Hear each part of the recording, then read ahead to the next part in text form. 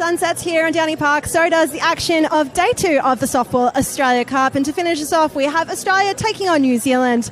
Well, it's been a pretty tough day so far for both teams, yet to register a win on the second day of competition, but they'll both be looking for the important victory here to put themselves in the best position to make the final on Sunday evening. To take us through the game, the teams and the matchups, I'll hand across to our esteemed broadcast colleagues, James Harris and Joyce Lester. Thanks a lot, Georgia, and we're all set to go for Game 3 on Day 2 of the Softball Australia Cup, and we've been treated, haven't we, to two really good games against the world number one. New Zealand just falling short to this morning's game, 8-1. The score really didn't reflect their performance, did it? And then, of course, the game we just saw beating Australia 5-0. Yeah, I think it's great to see both New Zealand and Australia really picking their game up. I mean, they don't play anywhere near the amount that the Japanese team do, so it's been absolutely fabulous to watch yesterday to today, the improvements of both the teams, and especially Australia. And with such young players in the team, great to see them standing up, being counted, and basically saying, pick me, I want to play, I want to be a regular member of the Australian team. Yeah, we'll see Pippa Atkins at the top of the order. But as we reflect on this morning's game, it was New Zealand's defence that stood out. Great play from Poppy Priddle at centre field, throwing out the Japanese runner. It was a terrific throw, so a double play on the catch. Yeah, that was perfect. You couldn't even get a better height than that right there where they're going to slide in. And then that diving play up the middle. Beautiful defence from Danica Farizo. Oh, that's awesome. Look at that flip out of the glove.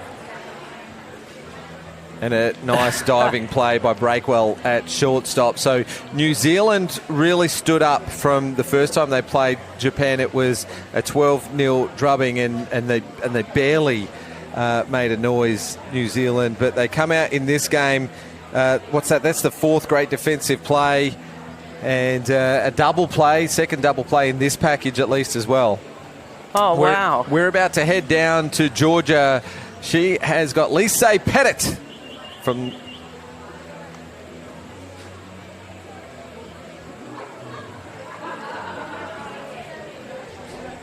What's been the difference so far? Yeah, I guess you really can't start this conversation without crediting what great players Aussie and Japan are. So, yeah, we had great moments yesterday, some good moments that we just really wanted to work on stringing together today. So we went to bed with a goal last night of really pulling it all together, come out, be better, and that's what we've done. And put it together, you guys have. I mean, we just looked at a package of the defensive plays. You took a nice catch in the outfield in that first game too. What has been that big defensive focus for New Zealand? Well, we've really been working hard on our defence at home. We know you've got to play some tidy ball, to really compete. And so we've been working hard on those double plays. You saw some great double plays from the outfield, some from the infield. So, yeah, just always trying to go for that lead runner and working really hard on our defence. Brilliant. All the best with tonight's game. Thank you. Thanks, Georgia, and thanks, Lisa Pettit from Team New Zealand. We are about to have the team lineups announced, and while we get set for that, Joyce Lester, let's quickly talk about the two lineups as they're announced. And New Zealand, with youth and experience within their lineup, Marama Makia has moved to the top of the order, and Lara Andrews, who has been a ball magnet in defence, will hit in the 3 spot. Well, it looks like Team Australia is actually getting announced first, so why don't we flip the page over and talk about Pippa Atkins, who has gone right up the top of the order. Oh, and deservedly so. She's just is so on form at the moment. And, of course, Tamika's done a great job being lead off. She's always looked strong in the box like she's going to do something. But the results are coming from Pippa Atkins at the moment, and she's getting on all the time. So you have to go with your averages. Yeah, and a huge double off Mia Goto in the previous game. Then we go down. Whitefield is hitting 2. Talatitsa Cronus back in the hitting order at 3. Jenna Trim as the designated player. Maya Juros continues. Well, back-to-back rookies with Abby Bastian. They're the 5-6 hitters. Alyssa Mile, who has only just started her international career as well recently, and she's been a spark, had a couple of hits last game. Kylie Steamers at 8, Chelsea Robinson at 9. And interesting that Chelsea's back on 3 again, same as yesterday. And look, I suppose you are really looking for a third base at the moment, and look, Robinson can do almost anything, even to the point of stopping it with a lip yesterday, putting the body on the line. With a bruised lip today, but she is all fine and ready to go. That's Team Australia, and now the Kiwis, the White Sox announcement. Here's Marama Makia, the leader for New Zealand, followed by Danica Farizo. So that those players quite dynamic.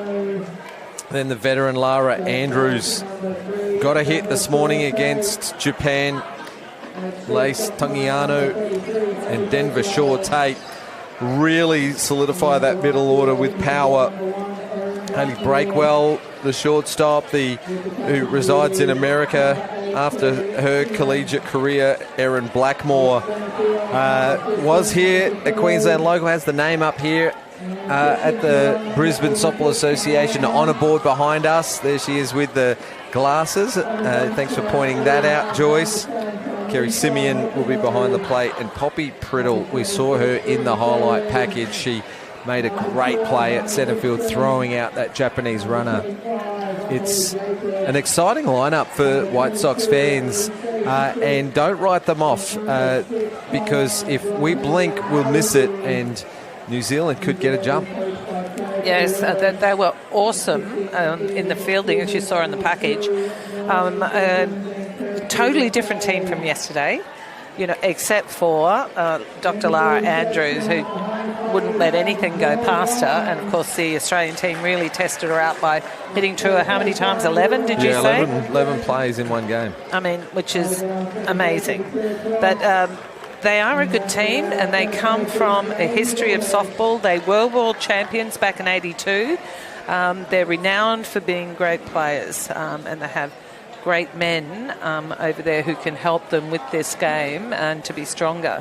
Yeah. More men's world championship titles than any other nation. The New Zealand Black Sox, a proud softball nation. Always the challenge coming up against them. And realistically, some of our better players, especially some of our pitchers in the past, your Jenny Holidays, your Tanya Hardings, that's where they learned how to pitch. They went over to New Zealand for a season or even 2 and came back so much quicker. Their wrist snap was outstanding when they came back. Yeah, Kai goes over there to play occasionally as well, right? Yeah, well, I'd be working and asking the men pitchers to help me the whole time. But I think those girls that went over were really young. Not saying that Kai isn't young. Of course, she's still youthful. But I think they have a great lot of people. And when you think Debbie Megan, who was at the USA Series, one of the best pitchers in the world, pitched the World Series game where New Zealand won the World Series, is now back in the game coaching, which it'll be interesting to see how she goes. And she was saying that she was coaching the girl Hale, who's an amazing New Zealander who at the moment I think is over playing college ball, who, man, she can hit the ball. Yeah, I dare say perhaps a relation of the great Donny Hale. Well, maybe. Multiple world titles with the Black Sox, was big in Japan as well, Donny Hale. Similarly to you, Joyce, big in Japan. Only from a height point of view. We are probably waiting on a sun delay, I would suspect, as the two teams have not taken the diamond. It doesn't look as bad as yesterday. Here's a good look of it. Yeah, the sun's setting here in North Brisbane. The Brisbane Softball Association, Downy Park, the stadium that Audrey built. Yes, and I also wanted to say one of the dugouts is called the Debbie McCone dugout, and that is to remember Debbie McCone, who was the Brisbane president for a long period of time, but also was a long-standing Queensland player. And I think she actually played for Australia once, and played against New Zealand a long time ago. But she was a most amazing softballer. And, of course, her husband, I think, is one of the sprint coaches, or was, for the Broncos. All right. Yeah.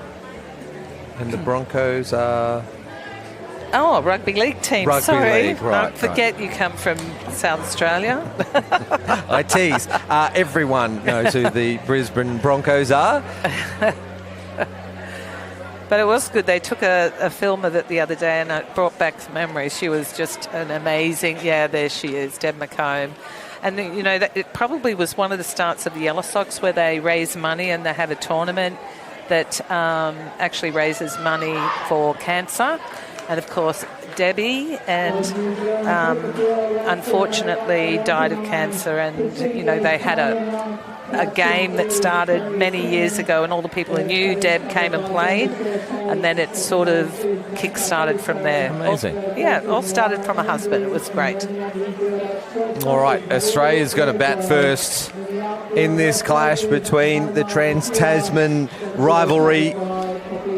New Zealand White Sox, Aussie Spirits. Let's go through the defensive lineup for the White Sox. Pania Monk, ball in hand, will be pitching to Kerry Simeon, Denver Shaw Tate at first base, Danica Farizo at second, Lara Andrews at third, Hayley Breakwell at shortstop, and the outfield left to right, Marama Makia, Poppy Priddle and Erin Blackmore. We're just about all set to go. It is a sensational evening for softball. A slight breeze, which is helping us up here in the commentary position where it's quite hot.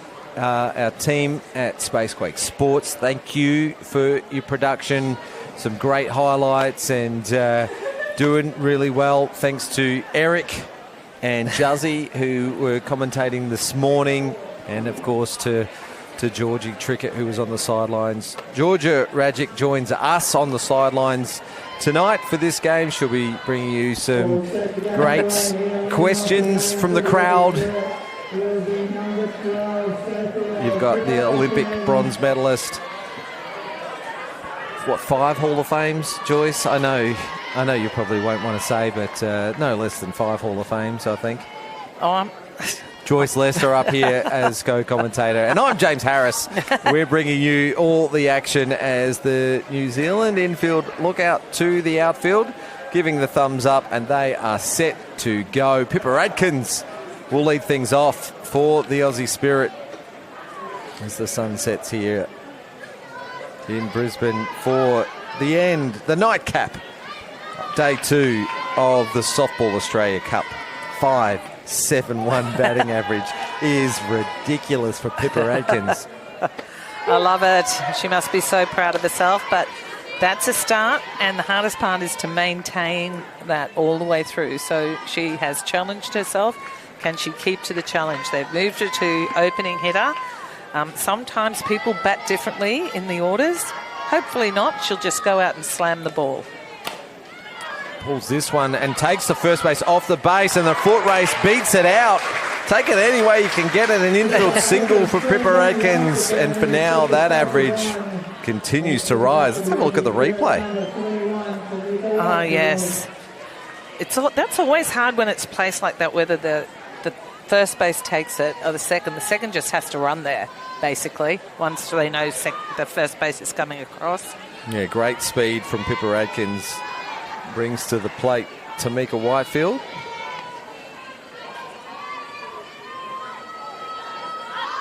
Shows bunt. Adkins with a big jump. We see a more traditional bunt defense here for the White Sox, and perhaps what we've seen from the Aussie Spirit. Third and first come down to field the bunt. Shortstop covering second, second base covering first. Whitefield pulled out of that one, which was out of the zone. Or has a swing at that one, so almost like a fake bunt slap. It was a little slap there. She looked like she was trying to pull it down the left-hand side.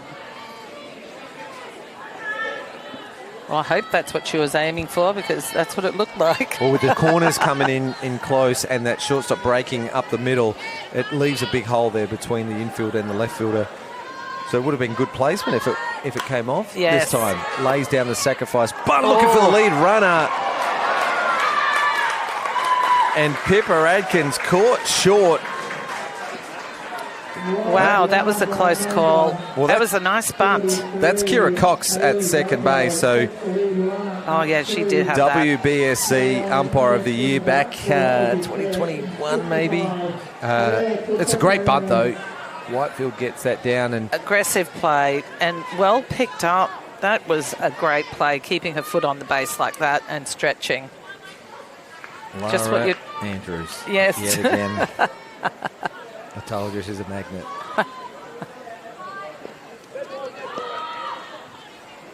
Hit by pitch. Taylor hits a Cronus. Oh, that's good. Runners on 1 and 2. She's tough. Doesn't mean it doesn't hurt. Oh, it always hurts. It can be tough. Oh, on the shin. Oh, that always hurts. There's Plummy a Monk for the White Sox, and Aussie Spirit Team physio Dave McCaskey.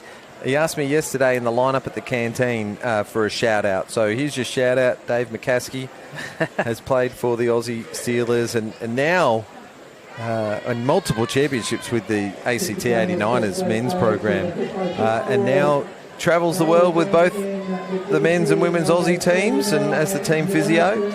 Oh, that's awesome. Here's your 2 minutes of fame, Dave McCaskey. Jenna Trim to the plate. Runners at 1 and 2 for the Aussies. Oh, that's a perfect situation for Australia. That pass ball, past the catcher, allows them to get through to second and third.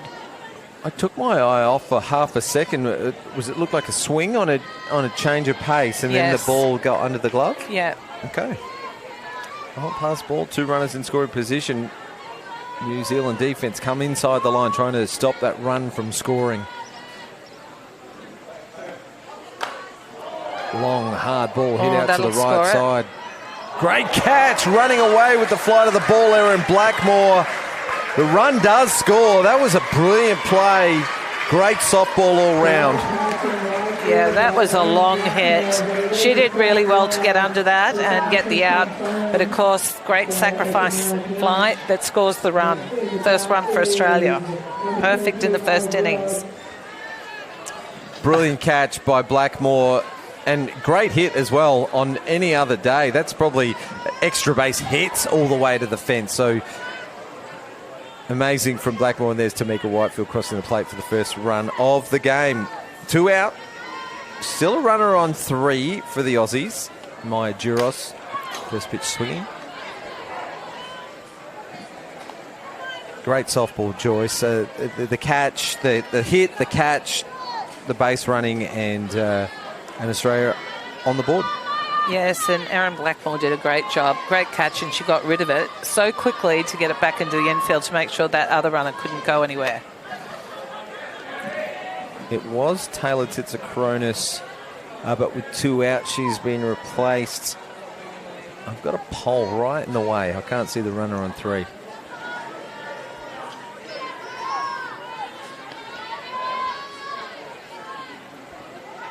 One and 1. Down and in. Oh, Trim. Jenna Trim. After the sacrifice fly, comes back out to do the running duty. She's playing as designated player in this game, so no hurry for her to get back in the dugout.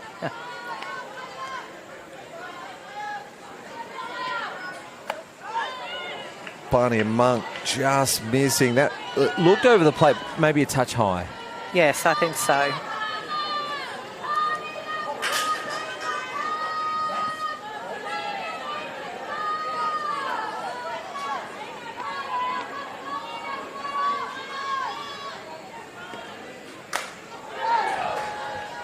Great piece of the ball, and although not in the left-handed batter's box tonight, very similar stature to Fujimoto in for Japan. I bet you I've got the name wrong. Yeah, Fujimoto, who stands at 4'11". Maya Duros, a little taller than that, but still has good power. Pocket rocket. Yeah. Yep. Shouldn't have doubted myself. Got the name right. Hard shot, but well trapped by Farizo at second base. Retires Duros, and Australia score 1 in the top of the first. That's all you need. What's that? That's all you need. It is. It's always good to start and score the first run. Usually, as most teams' goal is to try and score the first run before the other team for the psychological advantage. Now, I just wanted to say the pitcher, Monk, it's Pania Monk. I actually asked whether she was related to the famous Leslie Monk who played for New Zealand quite a while ago. I think she played for New Zealand for 20 years and was pretty amazing. But answer, no relation. No relation, okay. It's not a common name, is it? You have to ask the question, just for those people out there who might have been wondering, gee, there's a Monk playing for New Zealand. And when I contacted Leslie Monk, she actually said quite a few people have asked me the same question. Well, this is Kai Parnaby, veteran lefty for the Aussie Spirit. Ball in hand. Has been a great servant for the Aussie Spirit over a decade long. Yes, after playing for Australia, she's been in Japan playing for 12 years, just recently retired. But I think she really grew up throwing over there, learning how to use the edges of the plate as we see Japan use, because they annihilate pitchers who don't do that. You cannot put a full ball on the plate or they'll take full advantage. And an absolute standout for the Fire Stars in the Gillies Shield, who won it again this year. But Kaya took a back seat to Kendra Lamb this year, but still part of the team that won it. And she's pitching to Taylor Tsitsikronis, Kylie Steamers at first, Tamika Whitefield at second, Chelsea Robinson at third, Maya Duros at shortstop, and the outfield left to right is Abby Bastian, Pippa Adkins, and I'm going to say Alyssa Mile. Yes, Alyssa Mile. I didn't write it on my sheet. Wasn't much time. You were rushed. Yeah, and I had to get a bite to eat. And this is Marama Makia up to bat for the White Sox. Thanks again to my man Chopper over in New Zealand, helping out with the Maori pronunciations of names.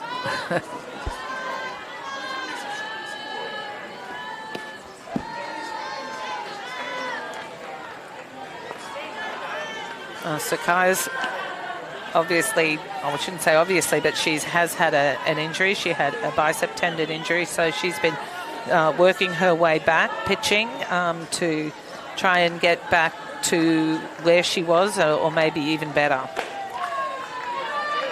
She has such good spin on the ball as well.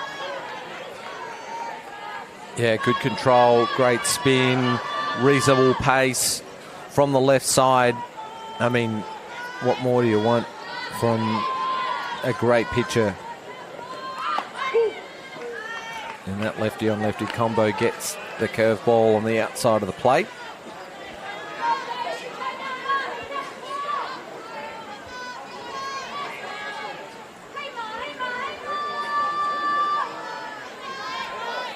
That back foot right in the back corner of the box.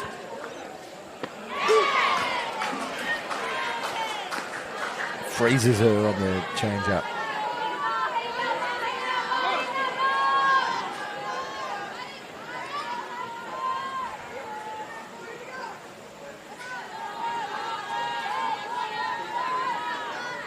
And that grip just slightly split as well. Yes, you get a lot more control over the bat by splitting. It makes that point of contact quicker as well. Will that surprise you that not more players do that? I think more players are doing it now, and the US team were doing it, which was quite surprising. But they don't split it by much, just a little. Morama Makia lead-off walk for New Zealand. So the White Sox looking to return serve after the Aussies score one in the top of the first. Tanika Farizo's the hitter. Came off with the blood rule yesterday after trying to make a diving play. A gutsy New Zealander who's laid down a great bunt. Taylor Titsakronis gets herself into a good throwing position, stays low to the ground, fires it across to first. Sacrifice bunt executed. She even did the double pump, ball in the glove and then throw. Very, very cash. Beautiful. And yet quick. And a great bunt as well to Farizo. That ball was high and maybe even out of the zone. To get that ball down was really good to advance the runner. But how good's Titsakronis, huh? It's like she's didn't stop playing. Very impressive.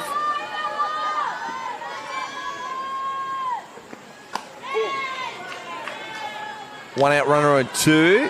Lara Andrews up to bat. Had a great hit earlier in the day against Japan, and they broke their scoreless streak against Japan. Scored a run on a pass ball, I think, but they lost a runner at the plate. They lost a runner at third and left a bunch of runners on, so they had their opportunities, New Zealand. And as we mentioned before, the scoreline probably didn't reflect how good the game was. Yes, and when you see how well they fielded, it's pretty impressive. But then, it's relentless when you're against Japan. They're forever hitting the ball hard at you. It really is tough. Hard hit shot up the middle. This is going to be tough for Adkins to make the play at the plate because Makia can move. RBI single to Andrews to tie up the game. She's a good player, isn't she? Yeah. There's a look on the replay, right back up the middle. Lara Andrews with that wide open stance, had plenty of room to throw their hands at the ball. Makia happy to score. Great running.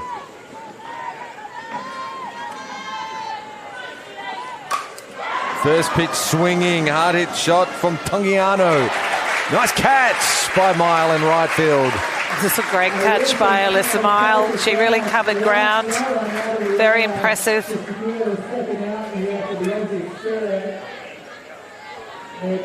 Well, hardly seems fair. She hit it so well. Oh, yes. Oh, great well done. catch. Yeah. Running back with the flight of the ball, never easy, and we've seen it on so many occasions in this tournament. All three teams making it look relatively easy.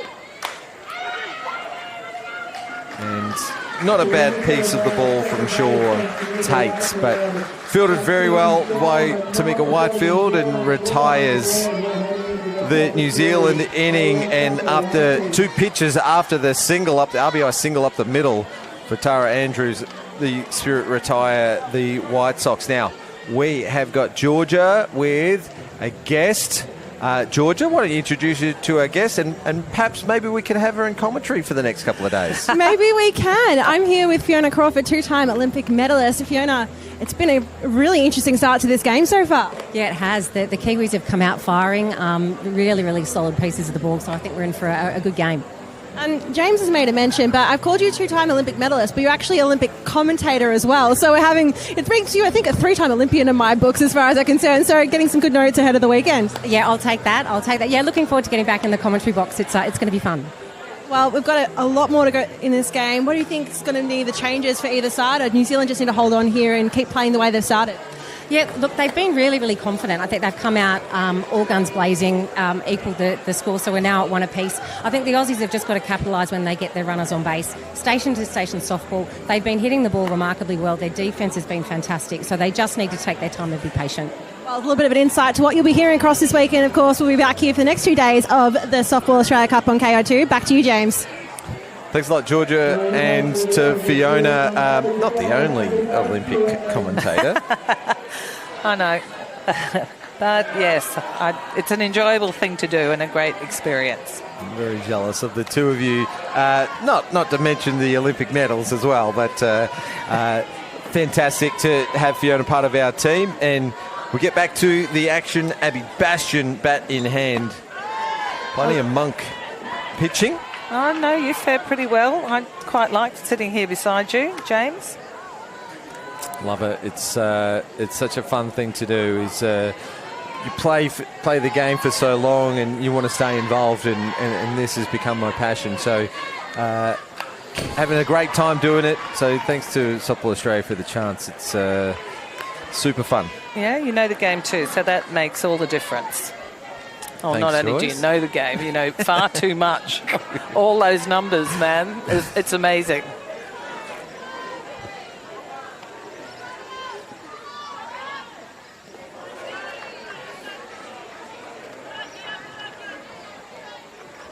Yeah, very kind words. Thank you, Joyce. Abby Bastion has had a tournament, has had a summer. Yes, she has, and you know she's backing it up. She looks dangerous every time she gets in the batting box. Yeah, 2 fly balls to left field last game, and then a good piece of the ball. This time she goes opposite field to right field, and she's so good out there, Erin Blackmore. Well, the whole outfield for the New Zealand White Sox, quick around the outfield, covers it so well. She's probably moved 25 metres to catch that one, Erin Blackmore, to retire Abby Bastion. I want to say she's a veteran. To me, she seems like she's been in the game for so long, Erin, and she's such a safe player. You know, she's quick. As you saw, she can cover so much ground. But another good piece of the ball from Bastion. Lissa Mile had a couple of hits against Japan. Yes, she is such a personality, this girl, and I think, you know, she has an aggression in the sport, and she really loves playing, and you can see it, you know, all the time when you watch her play.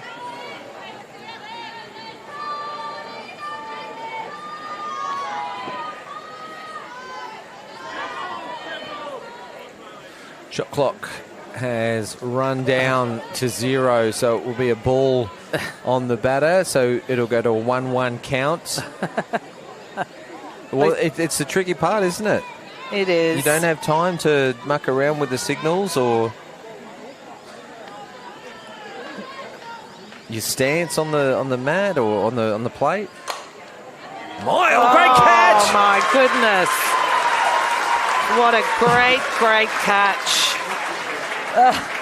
Danica Farizo just lays out for this one at full stretch to the glove side. Well hit ball by Mile. Oh, that's taken a hit away from Mile. That's a fantastic catch. Amazing effort, and watch her face as she gets up. The New Zealand defence has been on show today. Yeah, I don't know what they ate for dinner last night, but it's certainly not the same team as yesterday. Unreal defence. Blackmore's catch. She's had 2 great catches in this game already. Miles made a great play. Oh, shot from Steamers up the middle. Yeah, Steamers was due. That was good to see her get that hit through the centre and hit very hard. Yeah, there to be hit as well. Catcher went to set up outside, drew the glove back into the middle of the plate, so Steamers probably gave that one what it deserved, and Aussies with a runner on board, outside edge. It'll be good to see Robinson here get a hit. Yeah, she's contributed, hasn't she? She's got ball into play and she's moved runners around, and probably has deserved a hit, but hitless so far with the stats. Yeah, sometimes the stats really doesn't tell you a lot about how a player's playing, because some people can, you know, make their every turn at bat more effective by getting runners around, getting themselves out.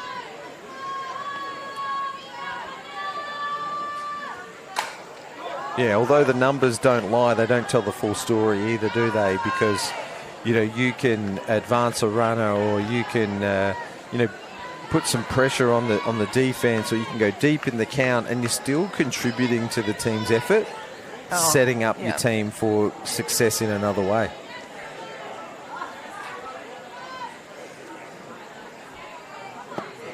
And a base on balls, four balls is not counted as a turn at bat, and you wonder whether it should mean more than that, because some of you really good hitters, pitchers work around the strike zone, and sometimes really good hitters get a lot of walks. Robinson was 3-1. She goes 3-2. Was not interested in that pitch. Here's Kylie Steamers. And here's Pania Monk. And there's Chelsea Robinson as we flash through the players. Top of the zone. Hits it foul to the right side in between the players closing in on the ball. Robinson will live again. 4 starts for Robinson in her debut with the Aussie Spirit. We've seen her at third. We've seen her catch. Seen her put a body on the line. Oh, we have. Seen her throw out a couple of runners, or a few. Oh, yeah, that was impressive. Oh, nice shot, but there she is again. That inning was owned by Danica Farizo. A little bit easier on that occasion. It was still hit hard, had work to do, but 2 great catches, 3 great catches in that inning. This one, the third one, a line drive from Robinson. Yeah, fantastic. I can't believe New Zealand. I mean, Australia hitting the ball really hard and hitting it well, but New Zealand are just taking hits off them left, right and centre. Well, we've got a tied ball game. It's 1-1. We're in the middle of the second. New Zealand will get the advantage in this game of batting second. So perhaps advantage New Zealand right now, as both teams have had a hit. A couple of base runners, a walk each. Well, one was a hit by pitch, but it's not much between the two sides early doors. Game 6 of the Softball Australia Cup. Yeah, Solara Andrews is just an outstanding player for New Zealand at the moment. Obviously, she's in the number 3 batting position, but as we saw yesterday, nothing much gets past her on the field. 6-hitter is Hayley Breakwell. After a college career that went an extra year because she got her master's, decided to stay in the States to coach, and still part of this New Zealand White Sox lineup. We've seen that a couple of times from Parnaby, haven't we? Just perhaps a slip in that landing spot. Oh, yes. It's tough. Great shot, Breakwell. Line drive out to right field. Beats the Aussie defence and a leadoff runner for the White Sox in 2 consecutive innings. Yeah, that landing point for most pitchers is difficult. It really puts your timing out. That's saying that everyone's in the same situation, so you just have to deal with it and do the best you can. Erin Blackmore has been busy at right field already. 2 great catches in this game.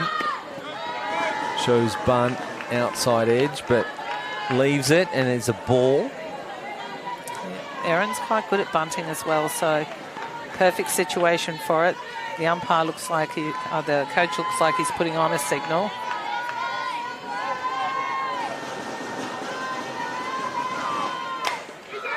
Pulls this to shortstop. That's Maya Giros, who just fumbles it and then juggles a little, which is enough time for Blackmore to make it all the way to first and advance the runner. Just unfortunately comes off the glove, doesn't quite glove it correctly. It sort of pops up a little bit, doesn't it? Difficult position there. There must be some blade of grass or a rock.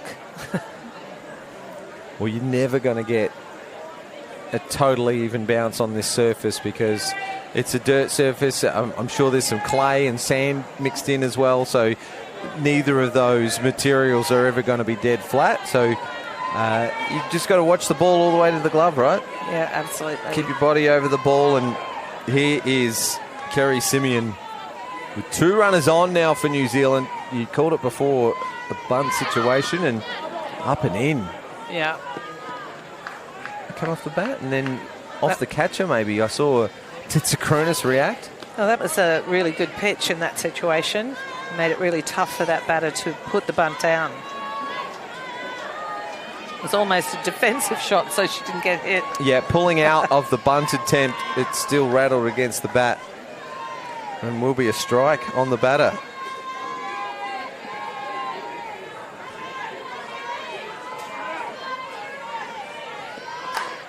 This time gets the bunt down. Parnaby, she had to step in that landing spot, and she slipped as she threw it. Tamika Whitefield had to get the ball first and comes off the base.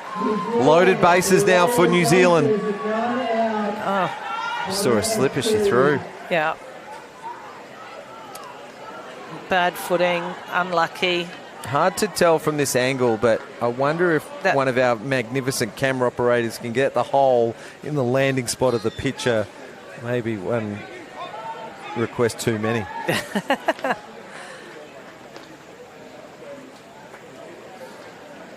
Loaded bases for the White Sox, and it's been batted 6, 7, 8 doing the job. Breakwell, Blackmore and Simeon out in front of the landing spot.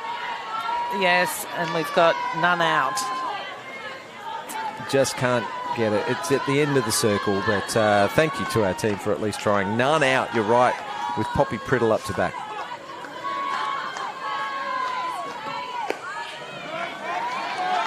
And again, you'll see the infield moving right in. They want to be able to throw it home on the force to make sure they get the lead runner out, and then hopefully a double play. That's what Parnaby's got to deal with, a very uneven surface. You'll see them doing some gardening at the front of that circle quite often, but it's loaded bases for the White Sox as Taylor Titsakronis has worn a second foul ball in this inning. Ouch.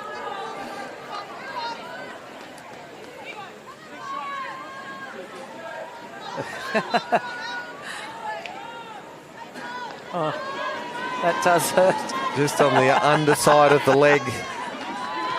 Yeah, it stings. It's not a nice feeling to cop a foul ball. 1-1 count, loaded bases, none out.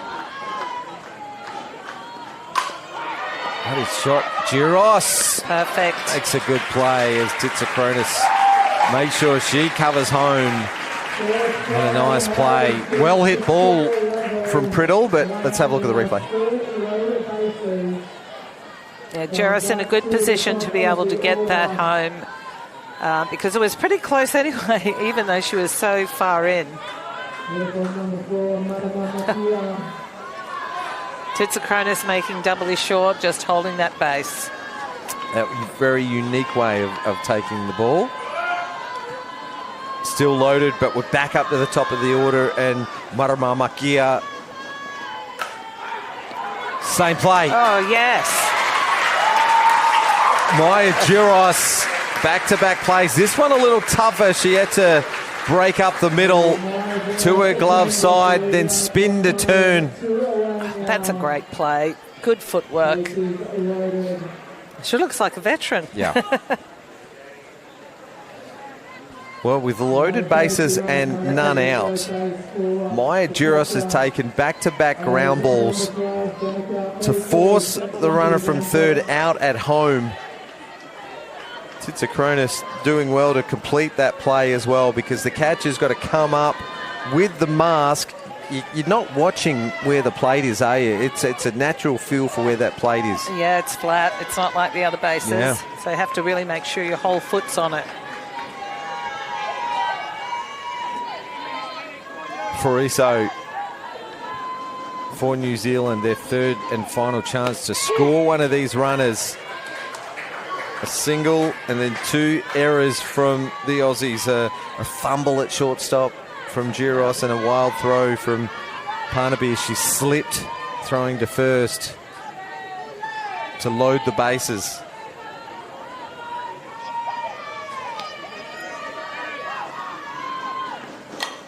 Pulls this foul as Parizo laid down a sacrifice bunt, her first time. Yes, great bunt, in fact, but a great out also by Taylor Titz-Cronus. So Australia doing very well here in the defence. They just need one more out. How good's the softball been? We're 2 days into the Softball Australia Cup and seen some magnificent softball played already.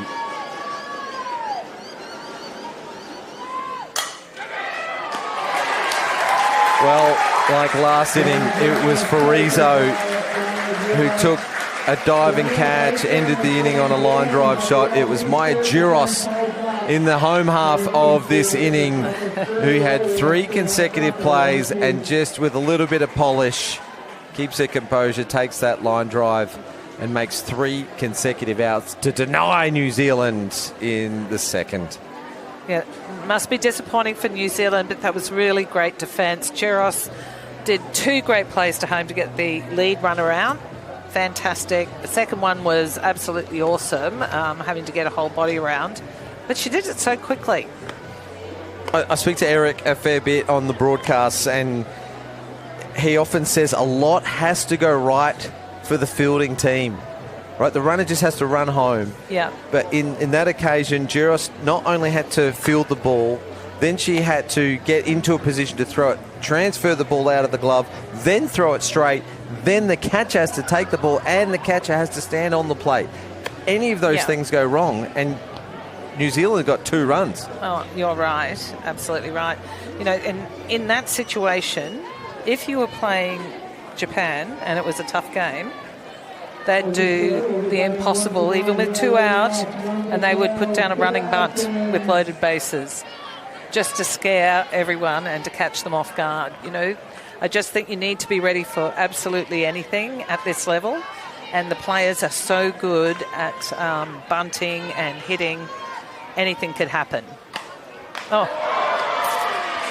Back to the top, and Pippa Adkins, first pitch swinging, line drive straight back to the pitcher. Bunny Monk does well.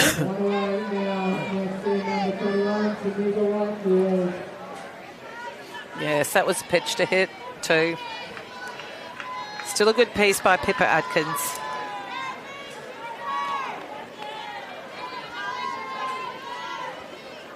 Yeah, batter in form. She middled it, and so well done to Monk to glove that one. And Monk's probably having similar issues to Parnaby, that landing.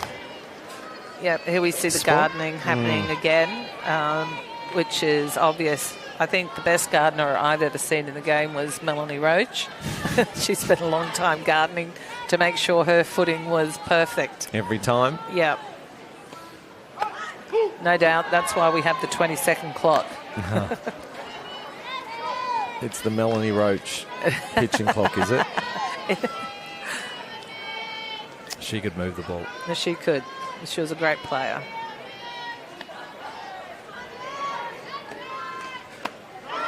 Nice change of pace.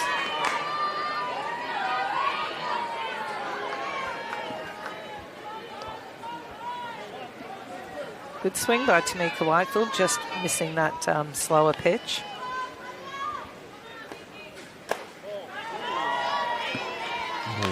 That was close. It was close. I'm not sure I would have left that. We are from an elevated position. We are.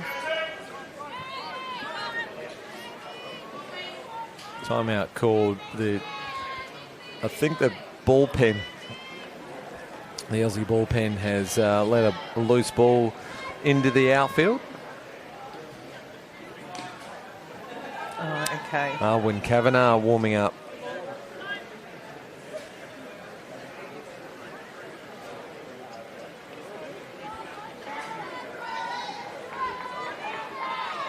They do have caged bullpens here, but maybe she needs a bit more space.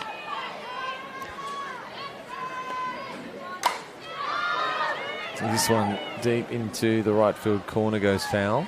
Is there a second person warming up, or is there something wrong with the bullpen?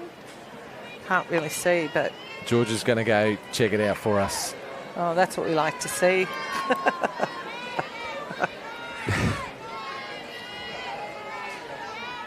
Well, 2-2 count. There's another look at the Aussie bullpen. As Monk misses low. You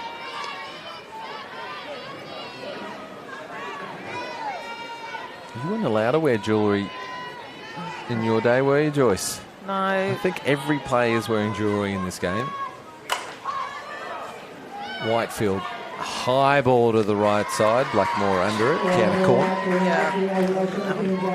I can't believe they're allowed to wear jewellery, to be honest. So, I mean, once upon a time they checked for it all the time. Even earrings. Yeah, earrings, necklaces, smartwatches. Not so smartwatches. Those are the ones we used to wear. Oh, Coronis into the gap. Turns one, will stand up at 2. Just pierced the outfield perfectly. And with 2 out, the catcher speed up rule. Let's have a look at the replay.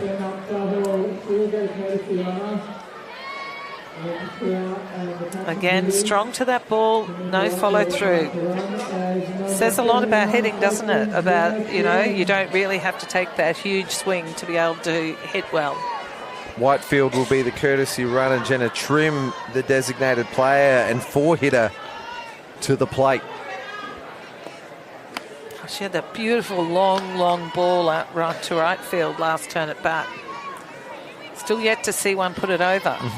Yeah, caught on the fence. It was a sacrifice fly, so she's got an RBI. The one and only RBI for the Aussies in this game so far. Oh. What happened there? Called strike. Oh, yeah, it came off the catcher's side of the glove. Umpire called strike, but catcher didn't take it cleanly, and Whitefield's able to take 60 feet. Oh, maybe it's the pitch wasn't what the catcher was expecting. Yeah, cross up, different signal, different pitch. Oh, she almost closed the glove too early. It was almost like she tried to catch it with her palm. Yeah. Okay, well, that was a called strike. It's a 2-1 count. There's 2 out with a runner on third. Here in the top of the third. And Punny Monk has just asked for time, so they reset the clock.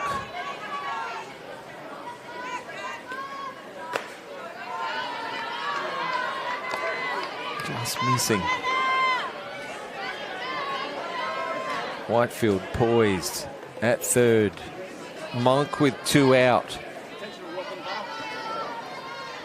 And interestingly enough, Monk goes outside of the pitching circle between pitches, which is really quite dangerous when you have a runner on 3. You have to be really careful that they're not going to take advantage and steal home while they're not expecting it. Well, that was a base on balls, and Jenna Trim is aboard. Runners at the corners. Juros first pitch swinging. It's an RBI single.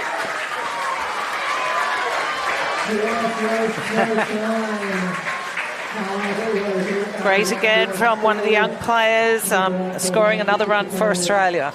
Well done, my Juros. Replay will show it here. Juros first pitch swinging, drives the ball opposite field. In that gap, that's been the biggest gap in the field this whole tournament, hasn't it, for all teams so far? Plenty of hits going in between first and second base. Well, it's good to see, actually, that batters different for Japan because most of them are left-handers, so they're pulling it. But saying that, for the Aussies hitting it there, that's fantastic. You're really waiting on the pitch, hitting it over the plate, which is what you're supposed to do. Bastion goes right side again, and Blackmore chasing it down. It's anything can happen when the ball's hit into the New Zealand outfield. They're so quick. and runners will reset as that one's gone foul. So Giros made that error, a slight fumble last inning, and then made back-to-back-to-back plays in defence, comes up one pitch, RBI single. Oh, straight back up the middle, and Parnia Monk makes the play, and well done by Shaw Tate to clean it up as Abby Bastian again middles the ball, picks out the fielder, and Australia do score in that inning, courtesy of the RBI single from Maya Giros. Georgia? Well, you're apparently too dark in the batting cage. That's why they chose to warm up in the outfield. Can also confirm that Owen Kavanagh and Amber Hood wearing catching gear have returned to the dugout as well. How's that boots on the ground? I know, it's great. We love it. And when you look from here, I suppose it does look really dark there. Pretty dangerous for the catcher. And we love that we have a young person down there who can run up and down the stairs, and it's not me or you. Too steep for me. They're high steps as well. I'm a lot older than you. They are good for your quads, good training. Well, that's a look of the Aussie bench. The dugout is to the right side on our screen. You can see the three flags up. They are in the bullpen, and yeah, you're right. There's not too much light going in there, so the other option for the battery warming up is to go into deep foul corner. And here is Owen Kavanagh replacing Kaya Parnaby, the starting pitcher, after just 2 innings of work. Parnaby gave up 2 hits and a walk for 1 run. And setting up Arwen, and who did she get to pitch to? Lara Andrews. So again, testing our young pitcher, Arwen Kavanagh. In her 3rd game for the Aussie Spirit, Kavanagh has made appearances in 3 out of the 4 so far. So far, signs are good. Like, let's not forget, this is a teenager on the stripe for the Aussie Spirit, who just played the under-18 tournament. So I don't know the month of her birth, so she could turn 18 this year. As first pitch swinging, Andrews. It's a long throw for Chelsea Robinson at third, who's fielding behind the base path. Fires it across for the first out. 1 pitch, 1 out for Kavanagh. Look at this pick from Steamers on first. Oh, perfect. Great stretch. She's able to take it on the backhand side on a half hop. Yeah, perfect glove work on that ball going on the half volley. All skills on display today from all 3 teams. We've been spoilt by softball today. Wow, look at those averages. Yeah, Togliano, 750 batting average, 800 on base. Great effort from this young player. Obviously, that's why she's DP and batting number 4 for them. That's where you put your long hitter, strongest hitter. Oh, nice pitch. Not quite getting it on the plate. Looked pretty good.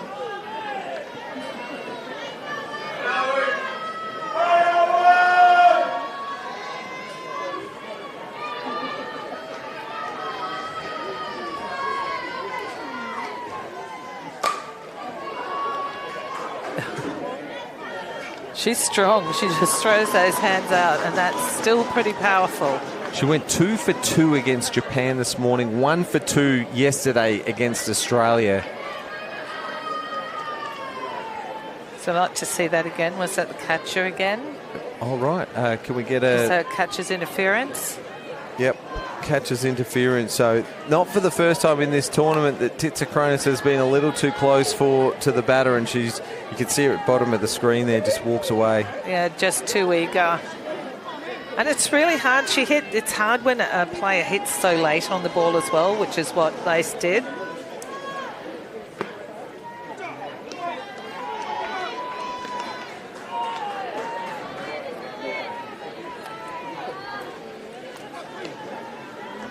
Well, runner aboard.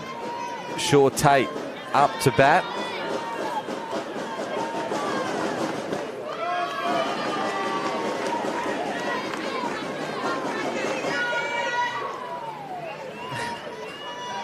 She looks so like her mother, Kiri Shaw. Yeah. She really does.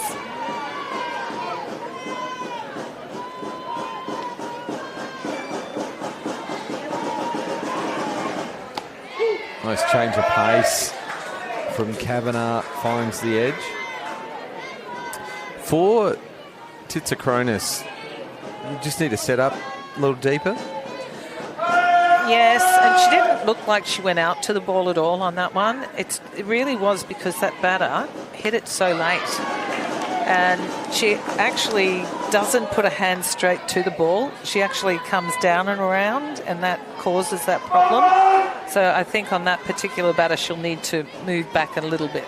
Anyone who says that softball's not a physical game, Titsakronis has been hit by pitch, copped 2 foul balls, catches interference. Juros will field this one, flip it over to Whitefield and try to turn 2! Fantastic play. It was firmly hit from Shaw Tate. Juros stopped, propped, made sure she fielded the ball, flipped it over to Whitefield, and then Whitefield completes a quick transition and fires it across to Steamers to complete the double play and end the inning. Yes, good footwork. Just see that topping of the ball, getting the ball straight down into the ground. Over to you, Georgia. Here with Tina, the proud mum of Poppy Priddle. Now, Poppy is the youngest debutante for the White Sox since 1990. Debuted at 15 last year. She's now 16. Had some pretty awesome games so far. Tell me about her journey in softball. Right, so as you said, it was her debut last year. She's only been playing for probably just not too long, over 2 years. And it's been pretty full on since then. Absolutely incredible. You're telling me you're from a small town in New Zealand as well. For her to rise through the ranks, and in the lead up to this series, we heard so much about her offensive play, but she's made some defensive plays throughout the past 2 days too. Yeah, out there, that's her bread and butter. She loves it. Absolutely loves being out there. She's still learning, but as you said, coachable, and that's a good thing, right? Really the best trait to have in any sport. Thanks so much, Tina, for joining me here in the broadcast. Back to you, James. Thank you, Georgia. Yeah, Poppy Priddle made a great play. She features in that highlight package at the top of the show for this game, throwing out the Japanese runner. And, well... Only 2 years playing? Wow. Right, and... Or for the national team. Yeah. Yeah. Still a teenager. Oh, well, I'd want that question asked again, because I actually thought it meant just 2 years of playing softball. Yeah, not, yeah. Yeah. 2 years of softball, both in the national team.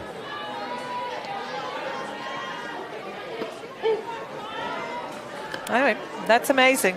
Absolutely amazing. Also, she was talent ID'd really early on because she's from a tiny town in the North Island as well, so she was picked up really quickly in the identification process through that. Oh, awesome. Thanks for that, Georgia. Alyssa Meyer will lead things off. Haley Breakwell with a nice play at shortstop, fires it across to Shaw Tate for the first out. And these two teams defensively have been outstanding in this game. It's a 1-1 ball game. Oh, they have been, and we've seen such great fielding. That's an interesting arm there. Short arms, side arms. Ow. That hurts my shoulder just looking at it.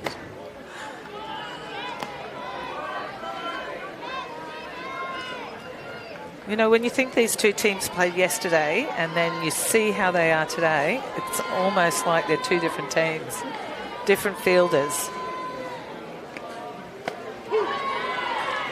Steamers had a single, her first turn at bat this game.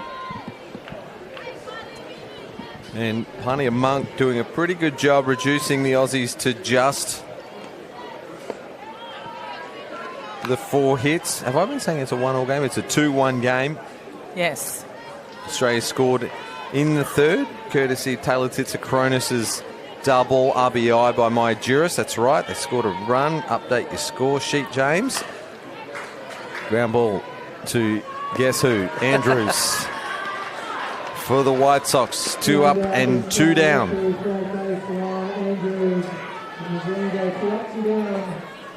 She's really set the tone, hasn't she, Andrews, for not only this team but this tournament. She was over everything in the first game of this tournament, and everyone has taken a leaf out of her book. And great softball.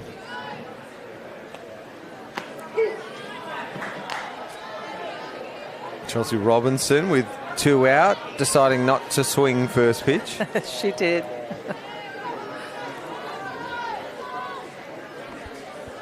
She gets a called strike. Well left, Chelsea Robinson. She batted up a storm at the Australian Championships. She just keeps needing to remember that feeling and what she was doing then and just take it into now. Hard hit shot. It's a fly ball to Poppy Priddle. And Mum Tina will be happy with that one as she takes a good catch. Look at that young face. She is a talent. And, well, you mentioned the Gilly Shield.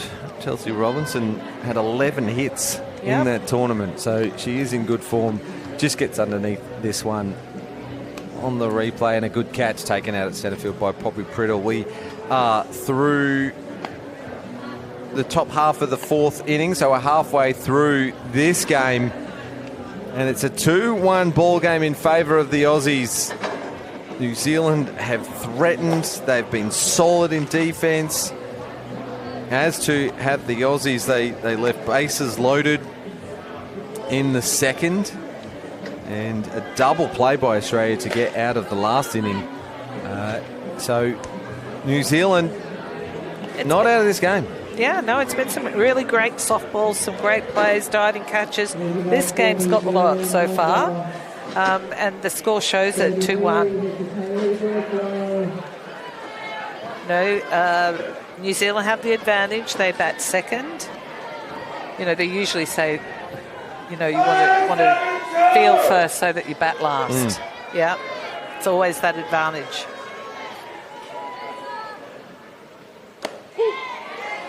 Straight in there for a strike. Owen Kavanagh. How many teenagers in this tournament?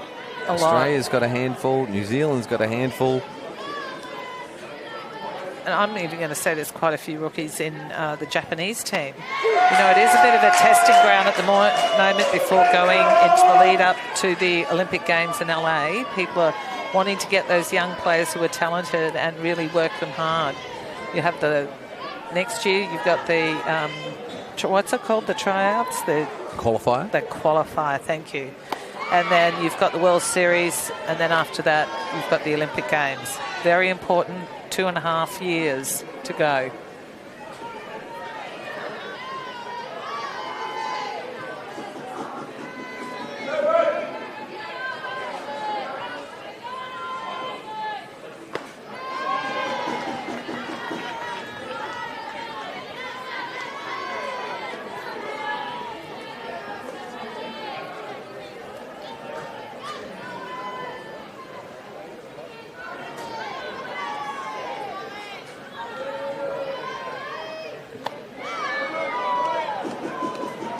Nice try on that change-up. She's got 2 strikes on. She really needs to come back at this batter.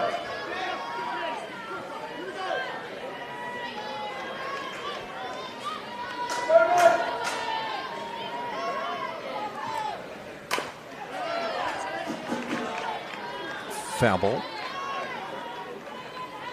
Dates confirmed for the qualifiers, Joyce. Australia in Group A. Their qualifier is in Prague in the Czech Republic from the 16th of June to the 20th of June.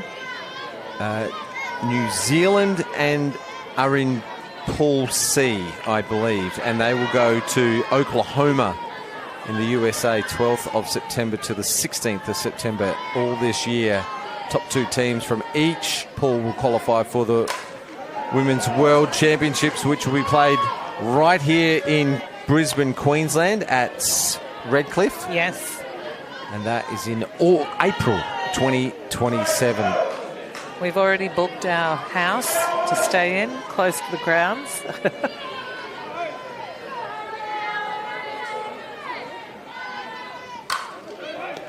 Robinson scoops that one up and retires Hayley Breakwell.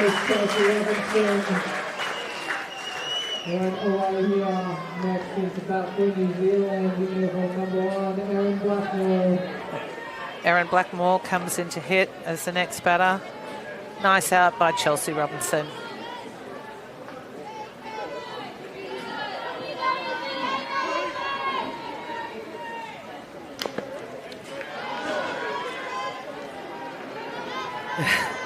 She copped it again, tits to crumbs. See Erin Blackmore, she's always been a fun personality and a tough competitor, very, very quick.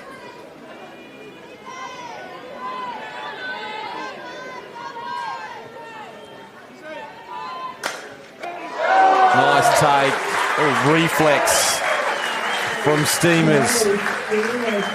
Yeah, I was about to say about Erin Blackmore, you know, don't look at those stats because she's better than that. She can hit and often comes up with hits at the right time to score runs. And there's an indication of what she can do. She hit that hard at Steamers. It was an excellent attempt by Steamers.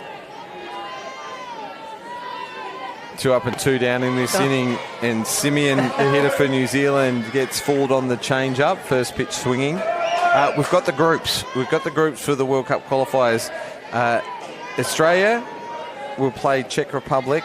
Japan will lead Pool B, Group B, in Peru, Lima, and New Zealand will be heading to Oklahoma City in September. So each of the teams playing in this tournament are in separate pools for the qualifiers. So we wish them all the best of luck, obviously. Peru is in July, for those wanting to know. Oh, well done. Proud dad in the stands.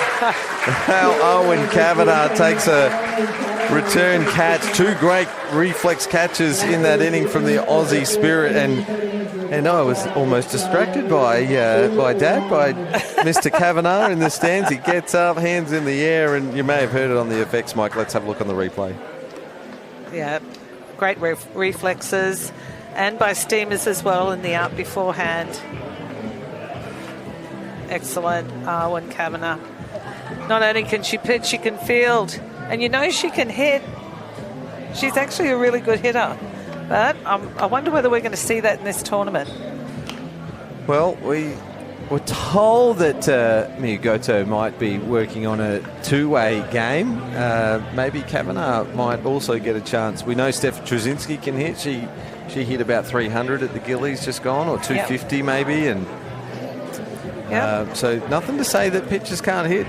Oh, I actually think they can because they're the strongest in the team. They should be doing more work than anyone else and stronger than anyone else. So I've always thought pitchers should hit. You know, your Michelle Smith, who was a great hitter, lefty hitter for US. Lisa Fernandez. Yes, she was the next one I was going to say. And fantastic players, all of them. I remember one night being here when they used to play the old competition throughout Australia, not the Australian Championships. And I remember one night, Tanya Harding, I'm going to say, had 5 home runs in the same night. Not 2 games, but it was ridiculous, one after the other after the other. Speaking of hot bats, Pippa Adkins has moved into the leadoff spot for the Aussie Spirit after the first 3 games, hitting .571. Hit in this game, a double against Goto last game.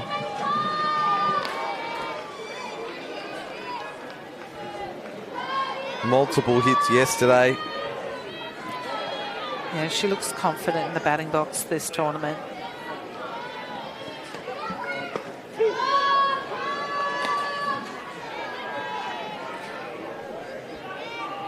Ponnia Monk continues here in the 5th.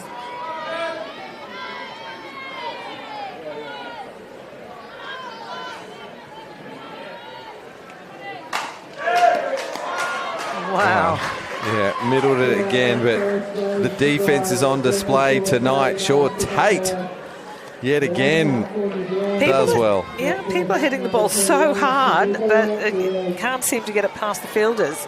Great softball.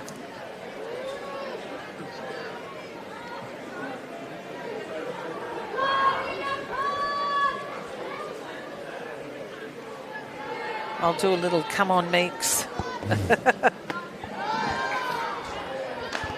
Whitefield, bat in hand, flew out to right field last at bat.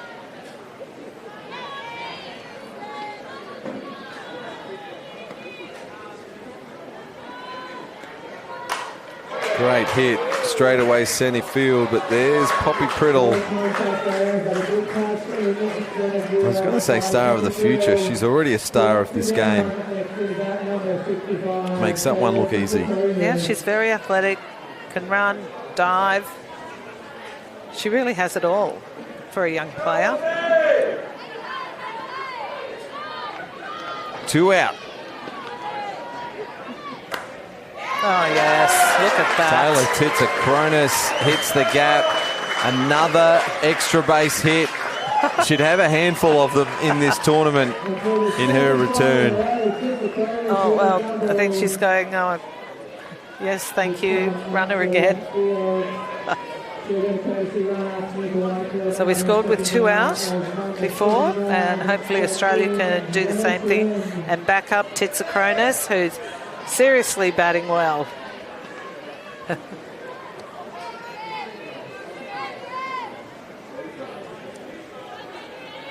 Jenna Trim up to bat.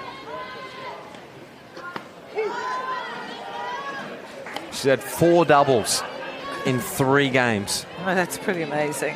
5 hits. Just the 1 strikeout. That was as a pinch hit last game. Oh.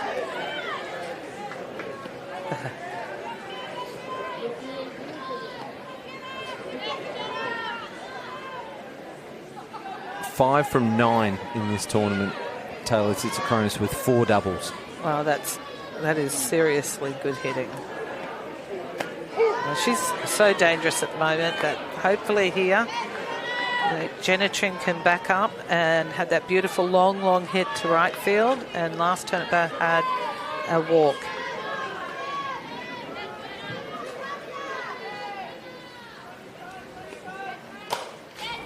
Fouls it off.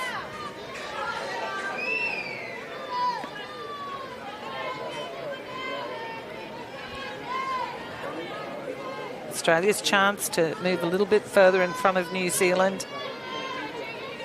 Runner on 2 and 2 out.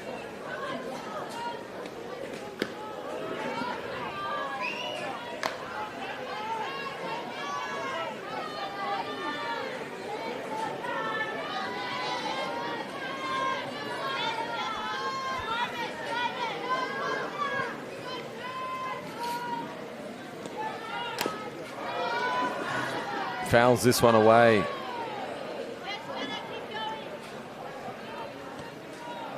Now I'm missing Janelle Barrett. I'd really like to know how fast this girl is pitching tonight. It'd be a good indication. It'd be great to have a speed clock up there. Her ears must be burning as she texts us, Joyce, as this one's popped up. Tough one.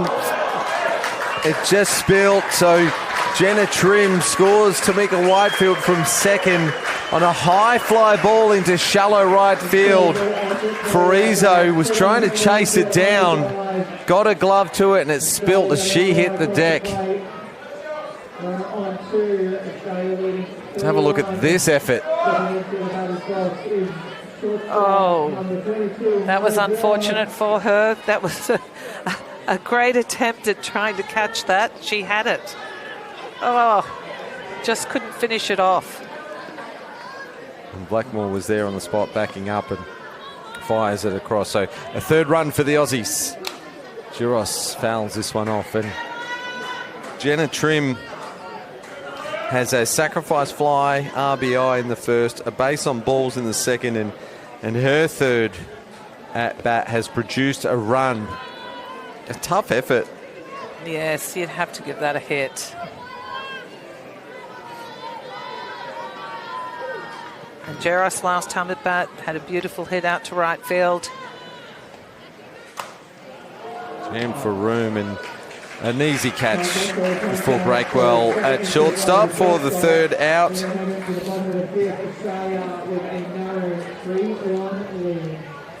As I check the official, still waiting on the decision on the Jenna Trim here. Let's cross down to Georgia.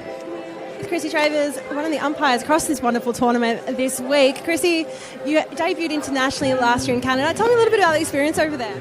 Oh, look, it was really amazing when Australian umpires get to officiate overseas and meet so many different people across our sport.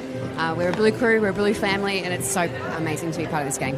And it must be even more special to be here in Australia, being able to umpire, and of course against, with the quality opposition and quality of teams here, of course. Apologies, been interviewing players and team members.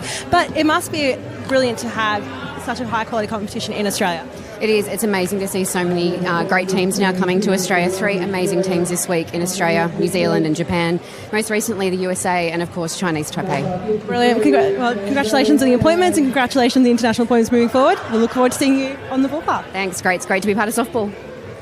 Thanks, Georgia, and to Chrissy. And we've got a pitching change for the Aussies, Joyce. Yeah, well, I think it's great. Another change. Kendra Lamb to come in and hopefully finish this off. She pitched in the first game against New Zealand, pitched really well, very, very well. So I think Coach Porter is hoping that she can keep them to that 1 run and score no more. Bottom of 5. Yeah, she's had a workload, 3 appearances in the 4 games so far, and will be looking to complete a different role in this game, and that's as a closer. Just back to the last inning, check the official score and I score, and Jenna Trim was credited with a double because beyond ordinary effort, basically. So Frizo had nothing to lose, and she threw the glove at it and nearly pulled off a terrific catch, but that actually scored Whitefield, who was courtesy runner for Taylor Titsakronis, and Australia now lead 3-1 as we go to the bottom of the 5th. Let's see how Poppy Priddle can go against Kendra Lamb. Poppy Priddle in the left-handed batter's box brings or draws the Australian defence right in. Whitefield, again, I mentioned it yesterday, right up next to the pitching circle. And rightfully so, she wanted to drop down a bunt. Robinson down the third baseline is close to the bat as well, while Kylie Steam is back behind the bases and Giros in front of the base path. The pitch clock's down to 5. It really is intimidating, though, as a hitter when you have all of those fielders come right in on you. And they've actually got to put it down in the most perfect spot. And for me, that's part of the way straight to the pitcher. Everyone else is covering all those other areas, but it's that one spot that is the only one you can really make it at when they do this. Well, not long to go, and the shot clock's going to run down. So a ball is the call. There was only 5 seconds left on, and the Aussies thought the timeout meant that they had time reset, but not the case. And that is plate umpire Joel Grimes from New Zealand behind the dish, calling the balls and strikes. Big swing and a miss from Poppy Priddle to go down swinging. First out of the 5th inning. Don't you wonder, though, it's supposed to be a speed up, a 20-second clock, and then they call time, call a ball, and then it starts again. I mean, really, it doesn't really speed it up in the long run. Well, the threat's there, isn't it, for both teams? You don't want to give up an easy ball, or you don't want to get an easy strike against you. So perhaps that's what the real timer is for, like to put the threat in the back of the mind of the players. So keep the ball moving. It is. Rather than it being a time-wasting Well, it does speed up. You mentioned it in the early game. The Asian teams do take a while to deliver when they don't have the clock to contest with. They do.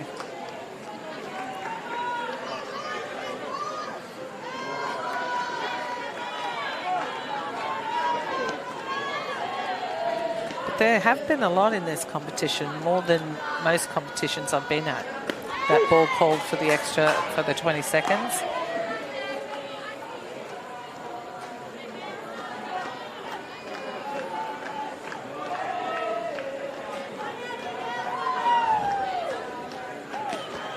Marama Makia, the lead-off for New Zealand. Oh, that's a big swing. And a great pitch from Kendra Lamb. 2-2 count with one out. Bottom of the 5th, and New Zealand chasing. The Aussie lead 3-1. Oh.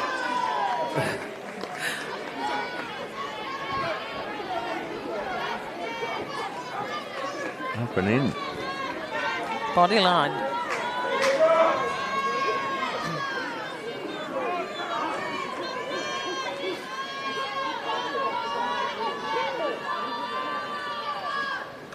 Oh, nice pitch. Very nice. Great edge. 2 strikeouts in the inning for Lamb. And for those scoring at home, you'd already know, but they are only the first 2 strikeouts of the game for both teams.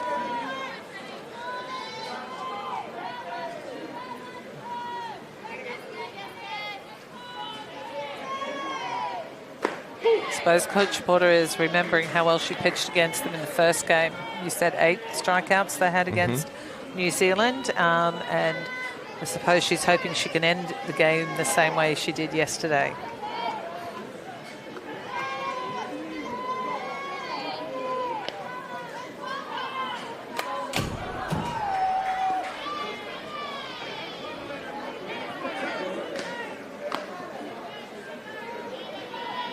New Zealand batters gave up 13 strikeouts yesterday, and well, that's got to be a massive improvement because they were great against New Zealand. I might even check the play-by-play just to let you know how well they've done today.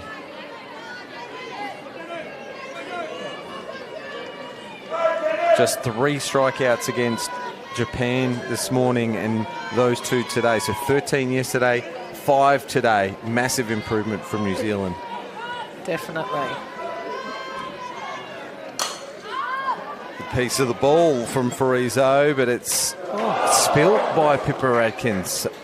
She pulled up the first time and then moved again. It was like she couldn't see it. If they replay it, how she moves, she goes, stops, goes again. It's almost like she quite didn't have it in her eye. Oh, well, that's probably something that we didn't expect was going to happen in this game. That's had it all defensively. There's been some great catches and double plays and diving catches and force outs at home. Here's Lara Andrews. She's got an RBI in this game.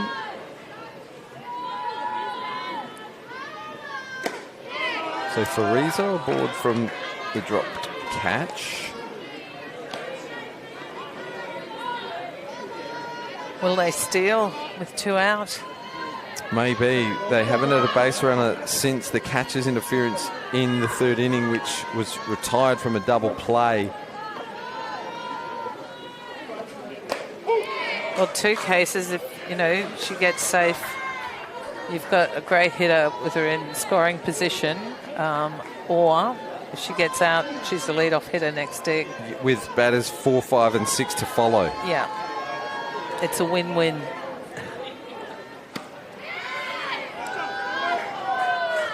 Andrews, watchful. 3-1 with a runner on 1. 2 out.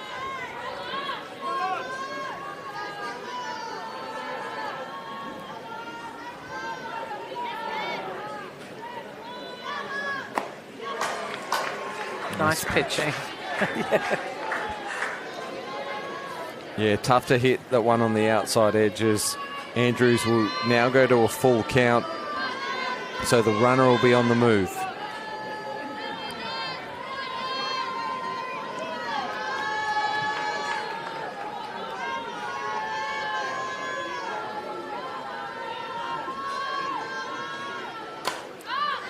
Swinging.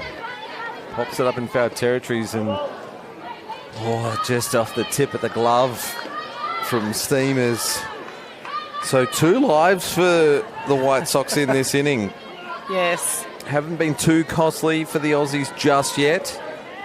How many times do you see that, though, when a really good hit is up, something like that happens where you muff something and you give them another chance on a foul ball?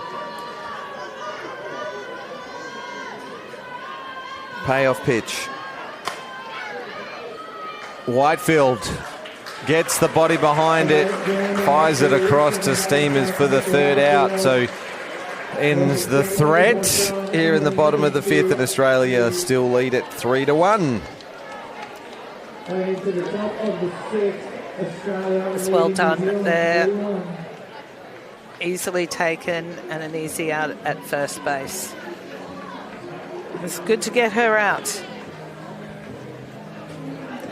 Laura Andrews is such a great player, and we see a change of picture for New Zealand. I mean, Monk has done a really good job for New Zealand, and they're going to go for the last 2 innings. And they'll be going with Tanisha.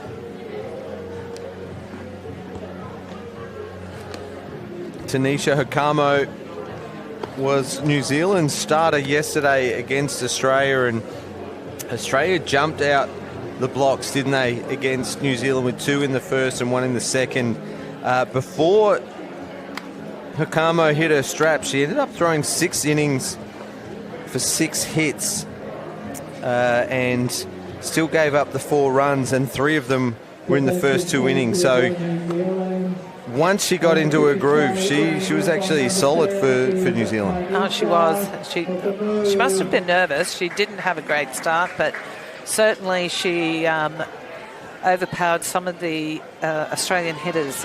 Hopefully that won't be the case here. And Abby Bastian will be the lead-off for Australia to hopefully start some hitting for Australia. You know, you see her averages and you really think she's seeing the ball really well. They're not an indication of how she's going.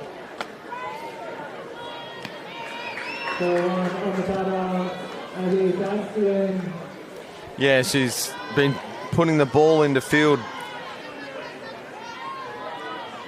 Solid pieces. Fouls this one off.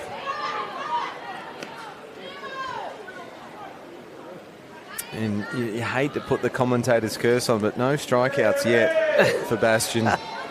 Only solid hits, and she's been a little unlucky, like picking out the fielders. Yeah, she's hit the ball hard every single turn at bat. Oh, nice pitch, good change up. And let's not forget that one of the hits or pieces of the ball that she got was fumbled up the middle by Japan that scored 2 runs for Australia.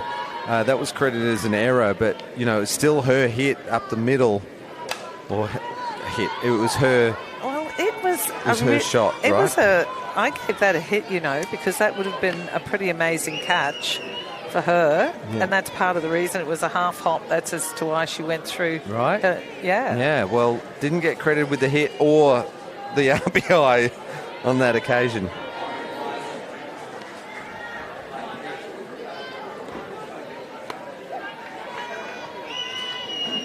Slow pitch of her is very interesting. Now, we saw yesterday she threw quite a few of them really way off the plate, which is what we saw then. This one goes foul. Andrew shows off the bare hand.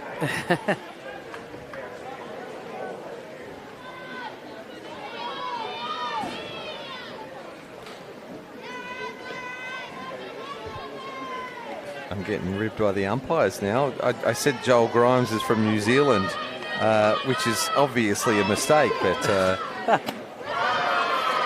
getting reminded. I did it. Commentator's curse. Abby Bastion strikes out, swinging great pitching. Yes. From Hokano.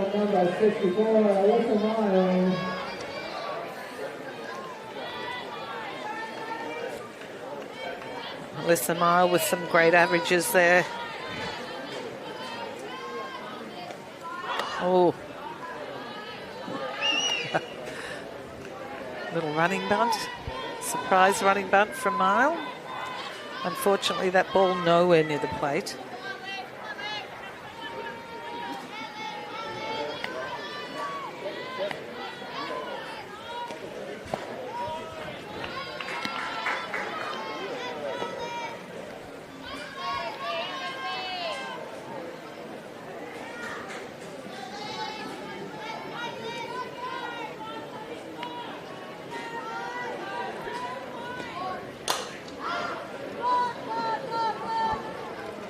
Not quite getting that pitch through the centre of the ball, but luckily fouling it off.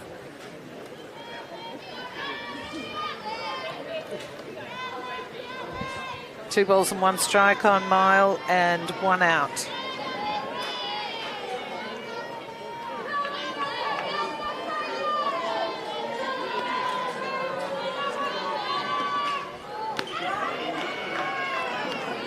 There we see that pitch again going right on the outside of the plate.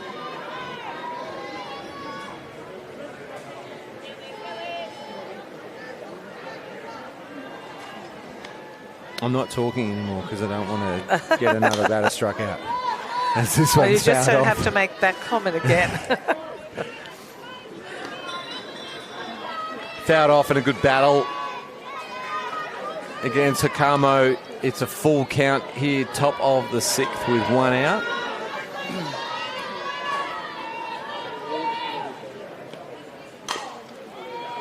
Ground ball to Andrews. Has been terrific. Laura Andrews to record the second out here with 2 down, stepping into the batting box will be number 29. Yeah, at times we see that topping of the ball when on the hits. That straight, almost straight into the ground, really making it easy fielding for the opposition.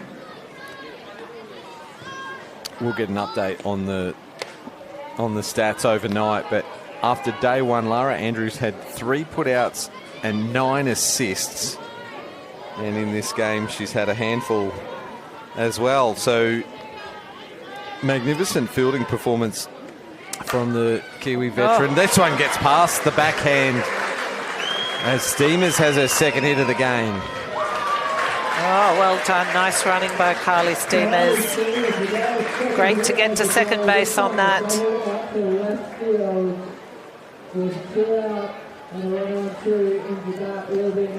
And again with 2 out. We have a runner on 2.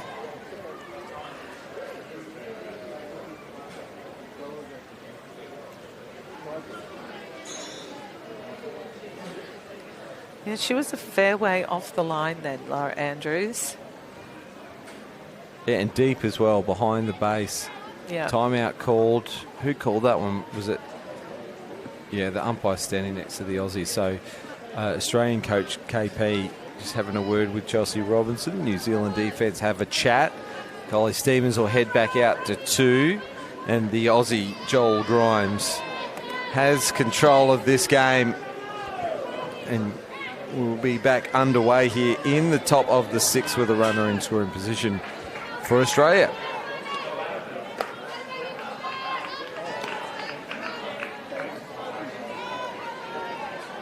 Robinson hitting 9 in this game.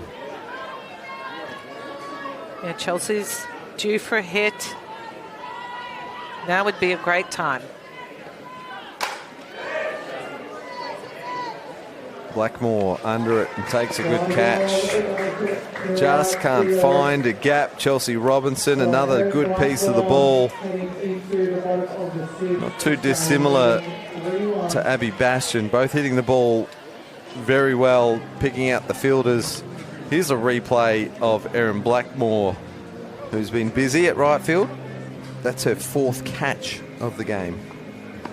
Well, that's a pretty good indication, that, they're waiting for the pitch.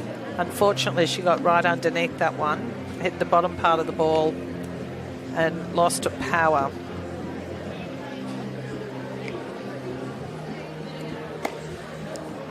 Good to see Kendra Lamb, see if she can come up with the goods again. 3 up, 3 down, although there was a muff fly last time, unfortunately, but she did her job as a pitcher. They should have been 3 out straight away. Joyce, you mentioned just last inning, another runner on 2 with 2 out. Yes. That's been for the 4th inning in a row. Yeah, it's pretty amazing. For Australia. So good defence for New Zealand, making the outs early in the order or early in the inning and denying Australia the opportunity to bring that next run across the plate. They do lead 3-1 as we go to the home half of the 6th. Tongiano back in the box, the designated player for this game.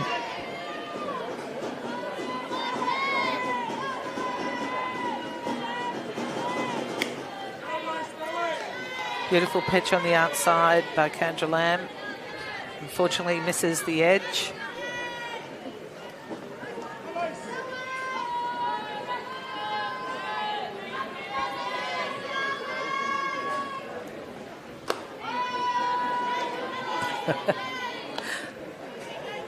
Sorry, just laughing at Tala Titsakronis saving the legs there. Just reaching up on that high ball, but staying on her knees. She had 2 games, full games yesterday.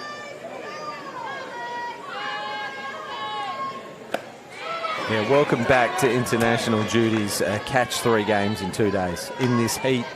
Oh, Taylor Titsakronis not happy with that call. She thought that was a strike. 3-0.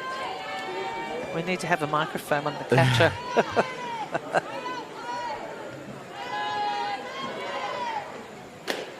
And a 4-ball walk for Tongiano.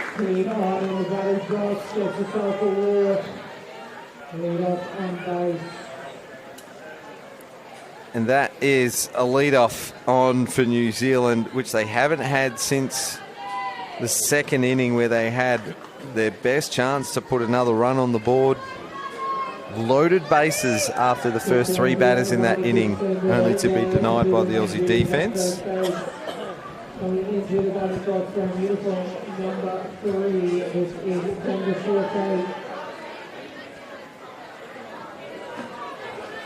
Georgia offering to put the microphone down at the level of the catcher, but she said she didn't want to stay down there.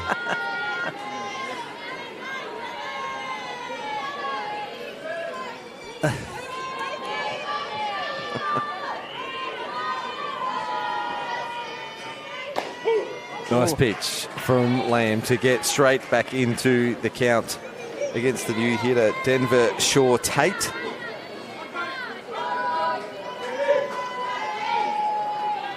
Chasing too late in the game, Joyce. Are you trying a short game here, even though it's a power hitter up to bat? Well, sorry, I answered that late because I really wanted to watch that, but I probably would have bunted her. And I'm not saying that in retrospect. I'm saying it more so that they need to get at least 1 run in here. Yeah, now it's 1 out, so they may have missed an opportunity to advance. Hayley Breakwell's the new hitter, has a hit in this game. We're not seeing coaches put many bunts on with just a runner on 1 in this tournament. Everyone seems to be trying to let their batters bat them around. This isn't meant to be a controversial question, but has the art form of bunting been lost to this game? Or, there's still some specialists out there, I'm sure. Look, I think for some reason players don't bunt well enough. The percentage of bunts that go down on the ground as good bunts to make sacrifices probably is a lot lower. And I think it's just a lack of practice, and it's sort of like the pitch out with a catcher. You don't see that very often anymore either. There's a few of those things that have disappeared. Strikeout swinging, great pitching from Kendra Lamb. After a 4-ball walk, has retired Shaw, Tate and Breakwell quickly. 3 strikeouts now for Lamb and a timeout called. New Zealand going to make an offensive change. Erin Blackmore had come to the plate, but they're going to bring in number 6. Check my... That says Bromhead. Yes. Lamalu. Bromhead Lamalu is coming in for a pinch hit. Yeah, and a real shame for Erin Blackmore. That last turn at bat, she slammed that ball down at first base, and Steamers took that great catch. So it's not like she hasn't been seeing the ball, but she just hasn't been able to get a hit. Like quite a few players here who look dangerous in the batting box, and they have a 0 batting average, but their on-base average seems to be quite good.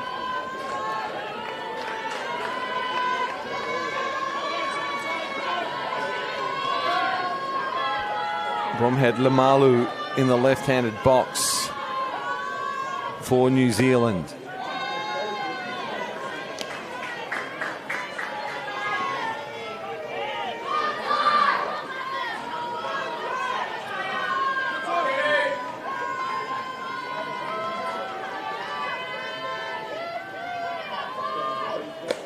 Big swing.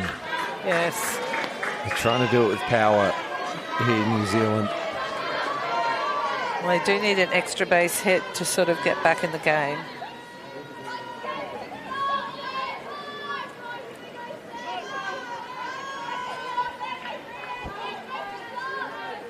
Oh. Another big swing. And, you know, they do have options, New Zealand. Pettit, who was interviewed at the start of the game from Georgia, got 2 hits in the early game today against Japan. That's pretty good. Yeah, seeing the ball well.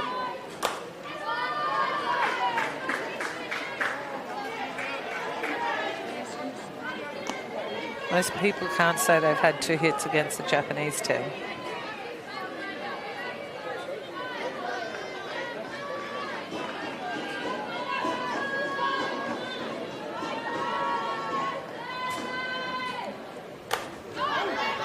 Connects, but goes straight up into the foul territory. I must. Sounded like it landed right above us. It did.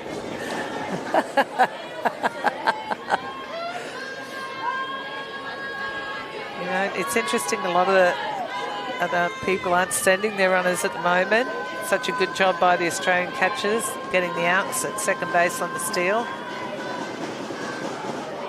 Strikeout swinging, that one's in the dirt. Tsitsikronis will have to fire that one across to complete the out as it bounced before it got there.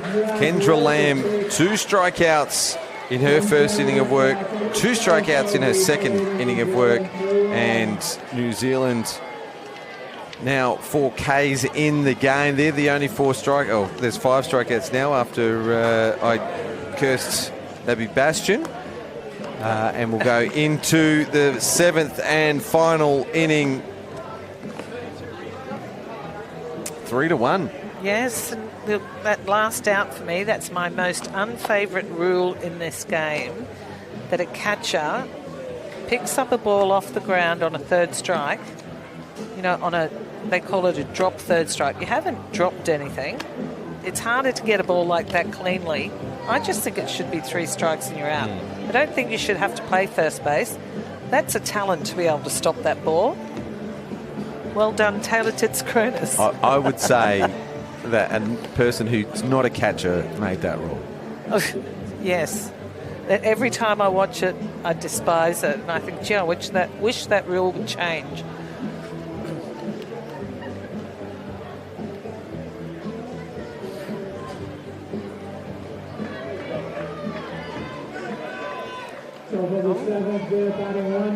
We have Pippa Abkins starting off for Australia again.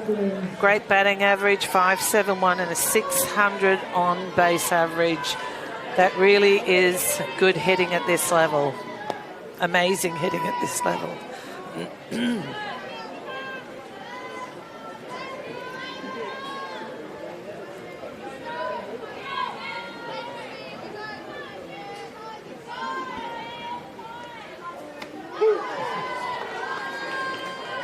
Bit of a drop on that pitch. That strike. 1 ball, 1 strike on Pippa Adkins. We're at the top of the 7th innings. Both teams get to have a hit here because Australians ahead.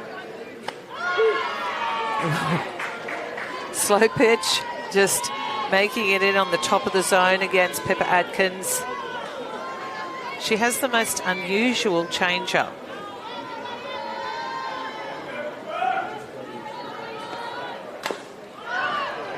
Oh, just goes foul. Unluckily, I think Pippa Adkins might have run that one out.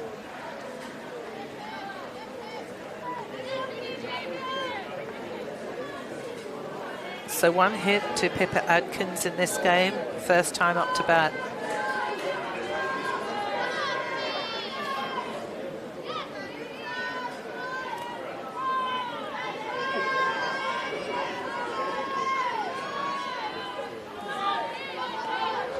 Oh, hit by a pitch ball, and she doesn't even flinch. Well done, Pippa Adkins. Thanks for having my back. Just communicating with the team here as Pippa Adkins leads the 7th inning off with a hit by a pitch, and the catcher wore one for her troubles as well. How's Pippa Adkins? She led off the 1st, led off the 3rd, led off the 5th, and now leading off the 7th inning. Whitefield. And my favourite, our lead-off batter's on. Be great for Australia to score again here in the 7th innings. Yeah. Get the lead-off on. Improves the chances of scoring out of sight. Yeah, and just move them around. Do the basics. Perfect. Bunt. Perfect bunt. It was perfectly placed from Whitefield. I thought it might have collected her back foot on the way through, but it goes into fair territory and she beats out the throw, so a safe bunt. Yeah, and that's the perfect place, isn't it? Right where the pitcher is, having to make either the first or the third base cross in and move across to throw it to first. Put the doubt in the mind as well of the defence. Who's going to get it? Yes. That one will go down as a single to third base. So Whitefield finally gets the first hit of the tournament. And New Zealand have a timeout because this is a crucial time in the game. Australia's last at-bat. They're already chasing 2. They don't want to give up another. No, we were just talking about that sacrifice bunt, and that was perfectly done.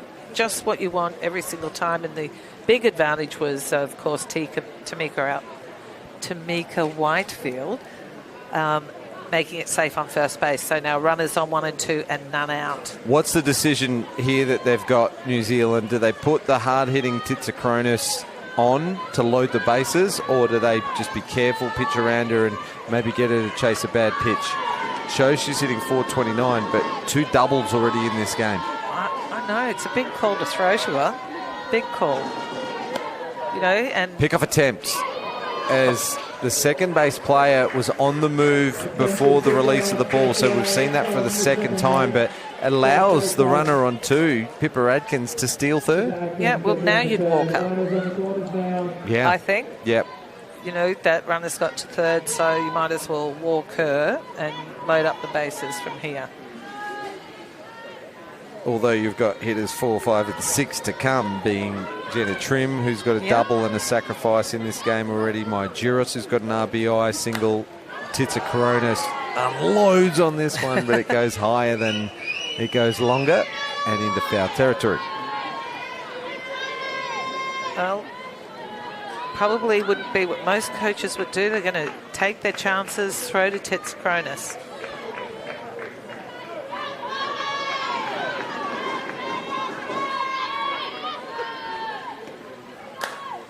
Again, this one straight up in the air, and the shortstop Breakwell gets underneath it. Both runners tag up, and that is the first out. So that gamble pays off, and we still have Whitefield still on first. You surprised about that? I am. We'll see what happens in this innings. I'm sure they'll make some sort of movement with 1 out. with the 1 and 3 play on. Well, you said it. You've said it a couple of times now. The Japanese will force you to make a play. Is this one's going to drop in? Trim with her second hit and another RBI. It's her third RBI of the game. Whitefield gets all the way across to third.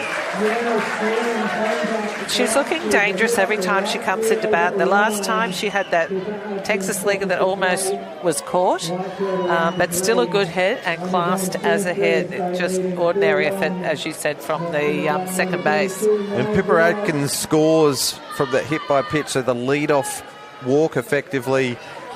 Joyce, you mentioned it at the time. Well, you'll never know, will you, what would have happened.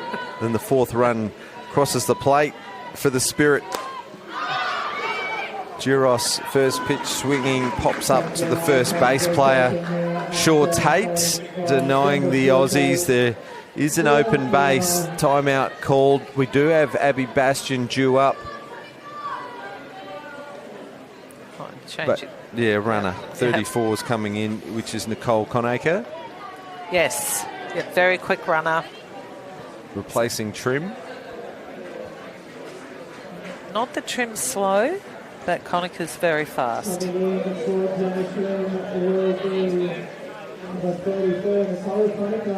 Very strategic play here by Coach Porter. All very interesting when you think about all the different ways you can play certain situations in that game, isn't it? You know, and the different ways that coaches actually go ahead and do it. Yeah, it's late in the game and you've got players in the dugout, so you can use them as a strategic timeout. As Bastion gets a big piece of this ball deep out the left field. And a great catch made by Makia. Wow. Well, she was all over the place, right, then left, then right. Her movement to the ball was unusual, but she made the catch, and I think that's all that matters. It doesn't matter how you do it, as long as that ball lands in your glove. We just watch her in the outfield, what she does. She moves around, moves back, changes direction, and then catches it on the side she was in before she changed direction. Just saying, bad, but makes a great catch in the end. Bastion smashed that one. It was deep and wow.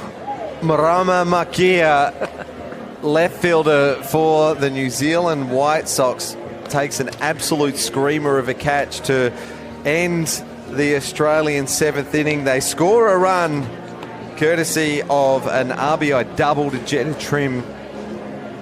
Tamika Whitefield advanced Pippa Adkins with her safe bunt. And that fourth run really feels out of reach for New Zealand right at this very moment. Not that they haven't played well in this game, but Lamb has thrown 4 strikeouts in the last 2 innings of work. Yes, and that's the reason why Australian have brought her in, to try and finish this game strongly and to make sure of the win. She's doing a great job on the pitching plate, Kendra Lamb.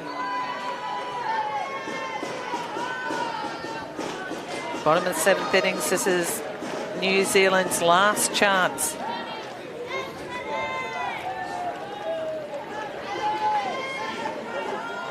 Holly Jacobs has come in for a pinch hit, in for Kerry Simeon.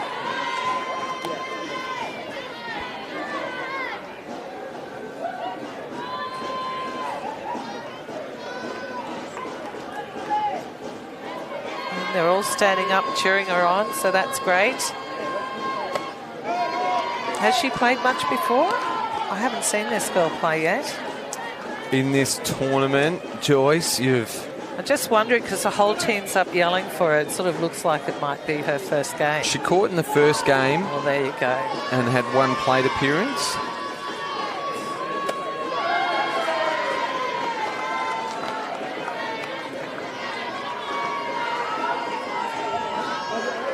New Zealand team definitely getting behind the batter here. Last chance to score.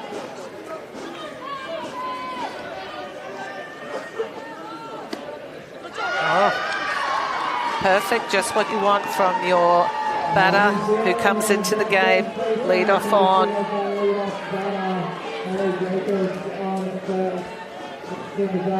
Yeah, just a second plate appearance for the game, Simeon, and for the tournament. And she gets aboard.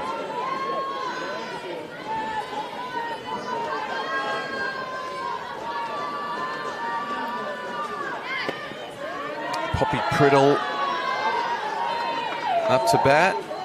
Was the first batter to face Kendra Lamb. A timeout's been called, and she'll go up and have a chat to her coach as the Aussie Spirit also have a chat. That's the perfect start for the White Sox when you're chasing 3 in the bottom of the final inning. Yep, you get your leadoff runner on, and you have Poppy Priddle, who's a lefty, and you're pretty sure she's going to put down a bunt.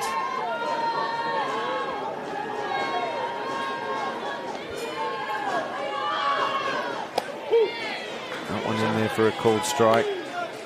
I suppose you, as a coach, you'd be saying just slap it through them because they're in so close to her, especially the third base, shortstop are right in.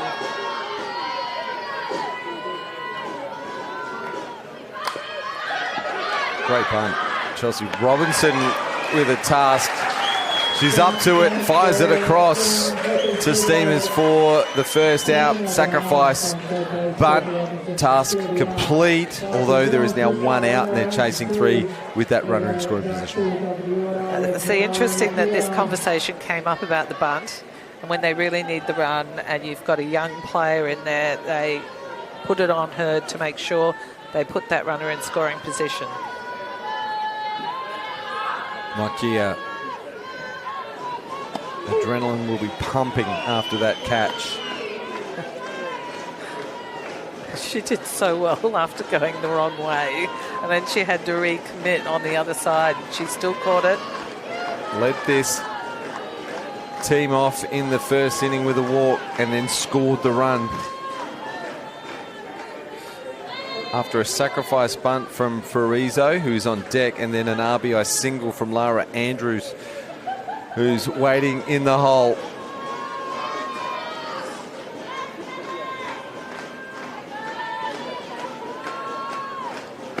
Oh, that is a massive swing. Well, the Aussies, yeah, She means business. The Aussies would be happy to see that one because she's now down 0-2 in the count. Oh, that's more like a rise ball. Nice tail on the end. I don't think this will be the only one either to Makia ahead of the count.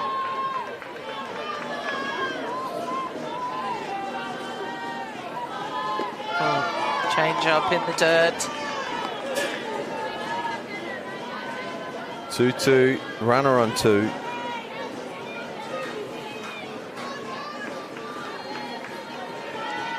Spirit 2 out away from a win.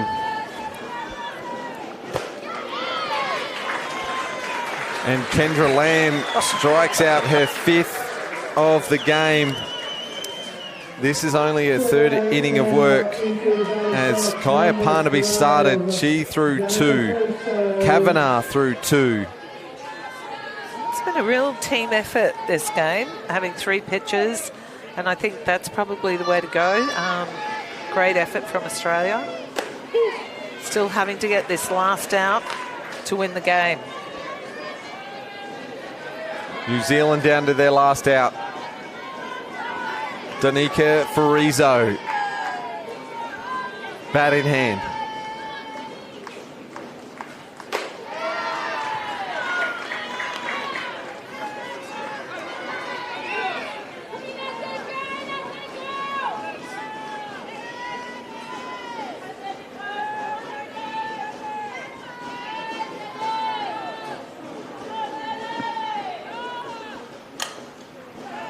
Foul ball. And now down to their last strike. 2 out, runner on 2, a 1-2 count in this 4-1 ball game. Bottom of the 7th. Game 6. It's day 2 of the Softball Australia Cup.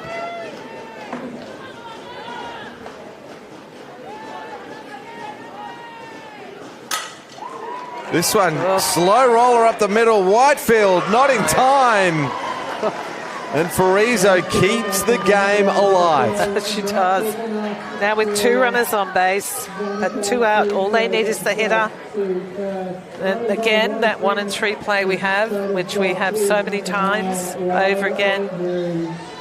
You know, you could throw over, but you'd hope that Lamb's just going to be able to get out the number 3 hitter, Lara Andrews.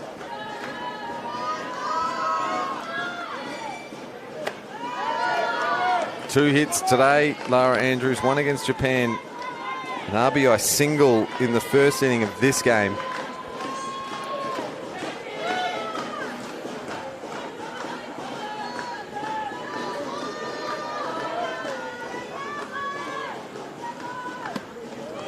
Oh, nice pitch, very close. You really want them to swing at those.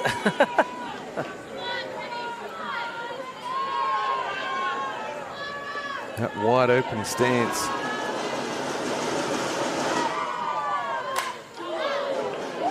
It's a powerful swing away and it goes foul. So 2-1. There's Kaya Parnaby leading the cheers in the Australian dugout. All the New Zealand girls are up at the fence.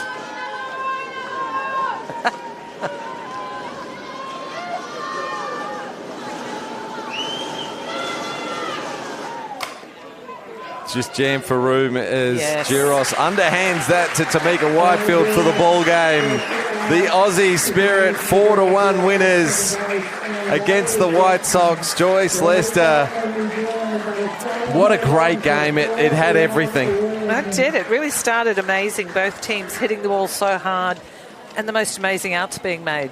New Zealand from this morning just carrying on all that great fielding, and Australia played so well. They were very, very consistent. Gerrios again looking great at shortstop, making some fantastics out with loaded bases. Now, New Zealand had loaded bases with none out. It's a coach's nightmare not to score with loaded bases and none out. Yeah, they did all the hard work to load the bases, and yes, they did. I think George has actually got Maya Giros downstairs. Oh, that'll be interesting. Yes, I do. Yes, I do. I'm here down with Maya Giros. Congratulations. Debuting yesterday, 2 hits on debut. And then, of course, today, another brilliant showing in the game against New Zealand, including 3 really key outs in that second innings. Talk me through what your Australian debut has been like.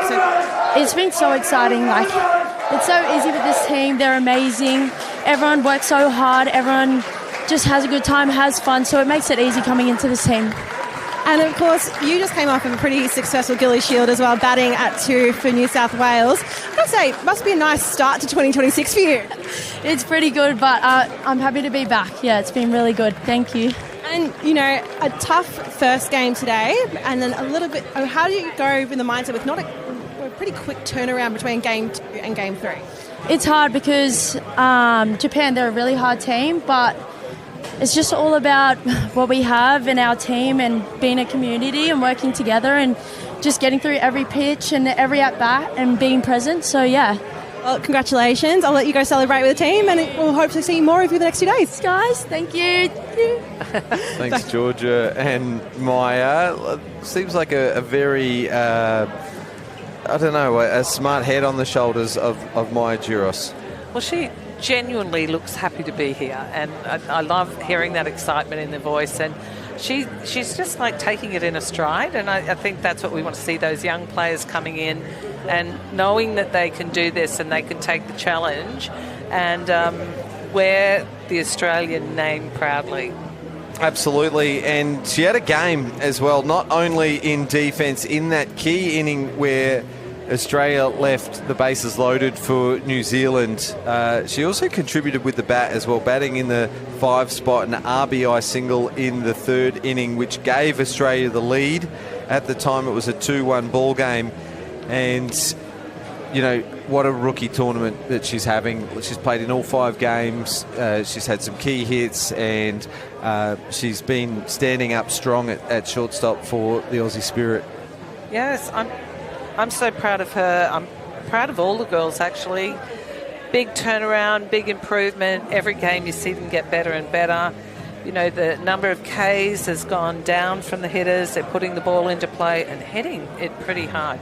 Even though those were outs, some of those were amazing hits, but New Zealand just picked them up and made easy outs out of them. Yeah, and let's turn the page over to New Zealand as both teams are going through their cool down right now after day 2. Is that they were beaten up yesterday by New Zealand 12-0, and it was a good game against Australia 4-0, but they were still shut out in both games yesterday, and we mentioned 13 strikeouts in those 2 games. Today, they turned it around offensively and defensively. They had great contributions with the bat. Defensively, they were brilliant. The 8-1 scoreline against Japan in the early game didn't reflect their performance, and 4-1 probably doesn't reflect their performance in this game either. Well, if you look at the improvement in scores and you see what they've been doing and some of the great outs they've made, they could be competitive. If they could get their hits together and get their runners, advance them a little bit better and more regularly, they could be a team to reckon with. All right, we have completed 2 days of the Softball Australia Cup. We're 6 games down. We've got 2 more days to go, which will have 7 games, including the final. James Harris and Joyce Lester, thanks to all the other commentators, including Georgia, who was sideline reporter today. Japan sit at the top of the table. They've undefeated, 4 wins, no losses. Australia are 2-2, and New Zealand yet to register a win, but watch out for the Kiwis. I think they're coming. We can't wait to bring you more softball action. We're starting early tomorrow. I think it's a 9:30 start, and can't wait to bring you more from the Softball Australia Cup.